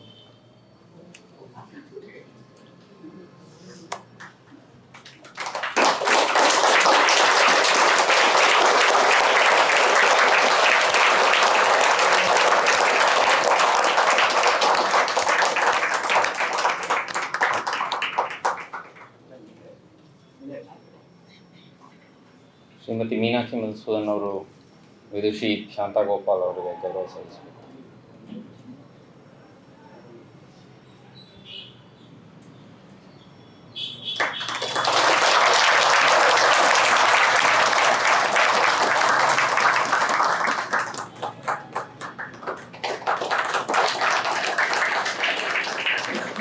ನಾಳೆ ಎಲ್ಲ ನಾಡಿದ್ದು ಸಂಕ್ರಾಂತಿ ಹಬ್ಬ. ಎಲ್ಲರಿಗೂ ಸಂಕ್ರಾಂತಿ ಶುಭಾಶಯಗಳು. ಹಬ್ಬ ನಾಳೆಲ್ಲ ನಾಡ್ದು ಇಟ್ಕೊಂಡು ನಾಳೆ ಭಾನುವಾರ ಇಟ್ಕೊಂಡು ತುಂಬ ಜನ ಊರಿಗೆ ಹೋಗಿದ್ದಾರೆ. ಕೆಲವರಿಗೆ ಆತಂಕ ಇತ್ತು ಜನ ಬರ್ತಾರಾ ಇಲ್ವ ಅಂತ. ನನಗೆ ಖಾತ್ರಿ ಇತ್ತು ಖಂಡಿತ ಬರ್ತಾರೆ ಅಂತ. ಹಾಗಾಗಿ ಇಲ್ಲಿ ಎಷ್ಟು ಜನ ಬಂದಿದ್ದಾರೆ ಅಷ್ಟೂ ಜನರಿಗೆ ಸಿಗಲಿಕ್ಕೆ ಪ್ರಸಾದದ ವ್ಯವಸ್ಥೆ ಆಗಿದೆ. ಒಬ್ರು ಕೇಳಿದ್ರು ನನಗೆ, ಇಷ್ಟೊಂದು ಜನ ಬಂದಿದ್ದಾರೆ ಪ್ರಸಾದ ಎಲ್ರಿಗೂ ಸಿಗತ್ತಾ ಅಂತ. ಇನ್ನೂ ಮಿಕ್ಕತ್ತೆ ಅಂತ ಹೇಳಿದೆ ನಾನು. ಯಾಕಂದ್ರೆ ನನ್ನ ಕ್ಯಾಲ್ಕುಲೇಷನ್ ಹಾಗೆ ಇತ್ತು. ಸೊ ರಾಮನ ಹೆಸರಲ್ಲಿ ಬಂದಿರತಕ್ಕಂಥದ್ದು ಜೊತೆಗೆ ರಾಮತೀರ್ಥರ ಹೆಸರಲ್ಲಿ ಬಂದಿರತಕ್ಕಂಥದ್ದು ಎರಡೂ ಇದೆ ಇದರಲ್ಲಿ. ಹಾಗಾಗಿ ತಾವೆಲ್ಲ ಇಷ್ಟೆಲ್ಲ ಮುಂದೆ ಹಬ್ಬ ಇದ್ದು ಕಾರ್ಯಕ್ರಮ ಇದ್ದು ಬಂದಿದ್ದೀರಿ. ನಿಮಗೂ ಇವತ್ತು ಅಯೋಧ್ಯೆಗೆ ಹೋಗಿ ಬಂದಿರತಕ್ಕಂಥ ಪುಣ್ಯ ನಿಮಗೆ ಅಂದರೆ ನಮಗೆಲ್ಲರಿಗೂ ಸಿಕ್ಕಿದೆ ಅಂತ ನಾನು ಈ ಸಂದರ್ಭದಲ್ಲಿ ಯಾಕಂದರೆ ಅವ್ರು ಹೇಳುವಾಗ ನಾವು ಟಿ ವಿಯಲ್ಲಿ ರಾಮಾಯಣ ನೋಡಿದ್ದು ಒಂದು ಸ್ವಲ್ಪ ಮುಂದೆ ಇಟ್ಕೊಂಡು ಆ ಕಿಟಕಿಯ ಮೂಲಕ ಈ ರಾಮಾಯಣವನ್ನು ನೋಡ್ತಾ ನಮಗೂ ಒಂದ್ಸಲ ಅಲ್ಲಿ ಹೋಗಿ ಬಂದಂಗೆ, ಮತ್ತು ಇವಾಗ ಕಳೆದ ಒಂದು 15 ದಿವಸದ ಟಿ ವಿನಲ್ಲಿ ಎಲ್ಲವೂ ಅದೇ ಬರ್ತಾ ಇರೋದ್ರಿಂದ ನಮ್ಮ ಮನಸ್ಸಿಗೂ ಒಂಥರ ಅಲ್ಲಿ ಹೋಗಿ ಬಂದಂಗೆ ಅಥವಾ ಹೋಗ್ತಾ ಇದ್ದೀವಿ ಅನ್ನುವಷ್ಟರ ಮಟ್ಟಿಗೆ ನಮ್ಮನ್ನು ಅವರು ಕರ್ಕೊಂಡು ಹೋಗಿದ್ದಾರೆ. ನಮಗೆ ತಾಯಿ ಸಮಾನವಾಗಿರ್ತಕ್ಕಂಥ ಶ್ರೀಮತಿ ಗಂಗಮ್ಮ ಕೇಶವಮೂರ್ತಿಯವರು ಅವರು ಕುಳಿತುಕೊಳ್ಳೋದು ನಿಂತ್ಕೊಳ್ಳೋದು ನಡೆಯೋದು ನೋಡಿದರೆ ಇನ್ನು ಯೋಗ ಮಾಡೋರು ಸ್ವಲ್ಪ ಸಂಕೋಚ ಮಾಡಬೇಕು. ಯಾಕಂದರೆ ಅಷ್ಟು ಅವರು ದೃಢವಾಗಿದ್ದಾರೆ. ಒಂದು ಬಹಳ ಚಿಕ್ಕ ವಯಸ್ಸು, ಆದರೆ ಸ್ತ್ರೀಯರ ಮಹಿಳೆಯರ ವಯಸ್ಸು ಹೇಳಬಾರ್ದು ಅಂತ ಆದರೂ ಅವರು ಹೇಳೇಕೊಂಡೇ ಬಿಟ್ಟಿರೋದ್ರಿಂದ ನಾನು ಧೈರ್ಯವಾಗಿ ಹೇಳ್ಬಿಡ್ತೀನಿ, ಕೇವಲ 83 ವಯಸ್ಸು. ಅವರ ಕಂಠ, ಅವರ ನಡಿಗೆ, ಅವರಿಗಿರ್ತಕ್ಕಂಥ ಕಮಿಟ್ಮೆಂಟು, ಅವರ ಸಬ್ಜೆಕ್ಟಲ್ಲಿ ಅವರು ಬಿಟ್ಟರೆ ಅವರಿಗೆ ಗಮಕವೇ ಅವರು. ಅದ್ವೈತ ಹೇಳ್ತಾರಲ್ಲ, ಅದರಿಂದ ಗಮಕವೇ ಅವರು ಆಗಿಬಿಟ್ಟಿದ್ದಾರೆ. ಅವರಿಗೆ ಧನ್ಯವಾದ, ನಿಮಗೆಲ್ರಿಗೂ ಧನ್ಯವಾದ. ದಯವಿಟ್ಟು ಹೋಗ್ತಾ ಪ್ರಸಾದ ಸ್ವೀಕರಿಸ್ಕೊಂಡು ಹೋಗ್ಬೇಕು ಅಂತ ಕೇಳ್ತೀನಿ. ಇದರ ಜೊತೆಗೆ ಒಂದು ಕಾರ್ಯಕ್ರಮ ಮುಂದಿನ ಭಾನುವಾರ, ಅಂದರೆ ಈ ಭಾನುವಾರ ಮುಂದೆ 28 ಜಯನಗರದಲ್ಲಿ ಜಯರಾಮ್ ಸೇವಾ ಮಂಡಳಿ ದೇವಸ್ಥಾನ ಇದೆ, ಗೊತ್ತು ನಮಗೆಲ್ಲ ಮಂಡಳಿ. ಅಲ್ಲಿಂದ ಅಲ್ಲಿನ ಶ್ರೀರಾಮ ಪಾದುಕೆಯನ್ನು ನಾವು ರಿಕ್ವೆಸ್ಟ್ ಮಾಡಿದರೆ ಅವರ ಮನೆಗಳಿಗೆ ತೊಗೊಂಡು ಬಂದು 1 ಗಂಟೆ ಪೂಜೆ ಇರ್ತದೆ, ಅದಕ್ಕೆ ಪೂಜೆ ಮಾಡಿಸ್ತಾರೆ. ಈ ಸಂದರ್ಭದಲ್ಲಿ ನಾವೊಂದು ಈ ಥರ ಯೋಚನೆ ಮಾಡಿದ್ದೇವೆ. 28ನೇ ತಾರೀಕು ಭಾನುವಾರ ಬೆಳಗ್ಗೆ 11ರಿಂದ 12 ಗಂಟೆ. ನಿಮಗೆ ಸೂಕ್ತವಾದ ಸಮಯವನ್ನು ಕರೆಕ್ಟಾಗಿ ಹೇಳ್ತೇನೆ. ಅವತ್ತು ಶ್ರೀರಾಮ್ ಪಾದುಕೆ ಇಲ್ಲಿ ಬರುತ್ತೆ. ಇಲ್ಲಿ ಪೂಜೆ ಮಾಡ್ತಾರೆ, ತಾವೆಲ್ಲ ಪಾಲ್ಗೊಳ್ಳಿ. ಪೂಜೆ ಆದಮೇಲೆ ಇಲ್ಲೇ ಪ್ರಸಾದದ ವ್ಯವಸ್ಥೆ ಇರುತ್ತೆ, ಎಲ್ಲರೂ ಬನ್ನಿ. ನಾವಂತೂ ಅಲ್ಲಿ ಹೋಗ್ಲಿಕ್ಕಾಗಿಲ್ಲ, ಶ್ರೀರಾಮ ಪಾದುಕೆಯನ್ನಾದರೂ ಇಲ್ಲಿ ನೋಡಿಬಿಟ್ಟು ನಾವು ಕೃತಕೃತ್ಯರಾಗೋಣ ಅಂತೇಳಿ ಹೇಳ್ತಾ ನಮ್ಮ ಈ ಕಾರ್ಯಕ್ರಮವನ್ನು ಮುಗಿಸ್ತೀನಿ. ಶುಭ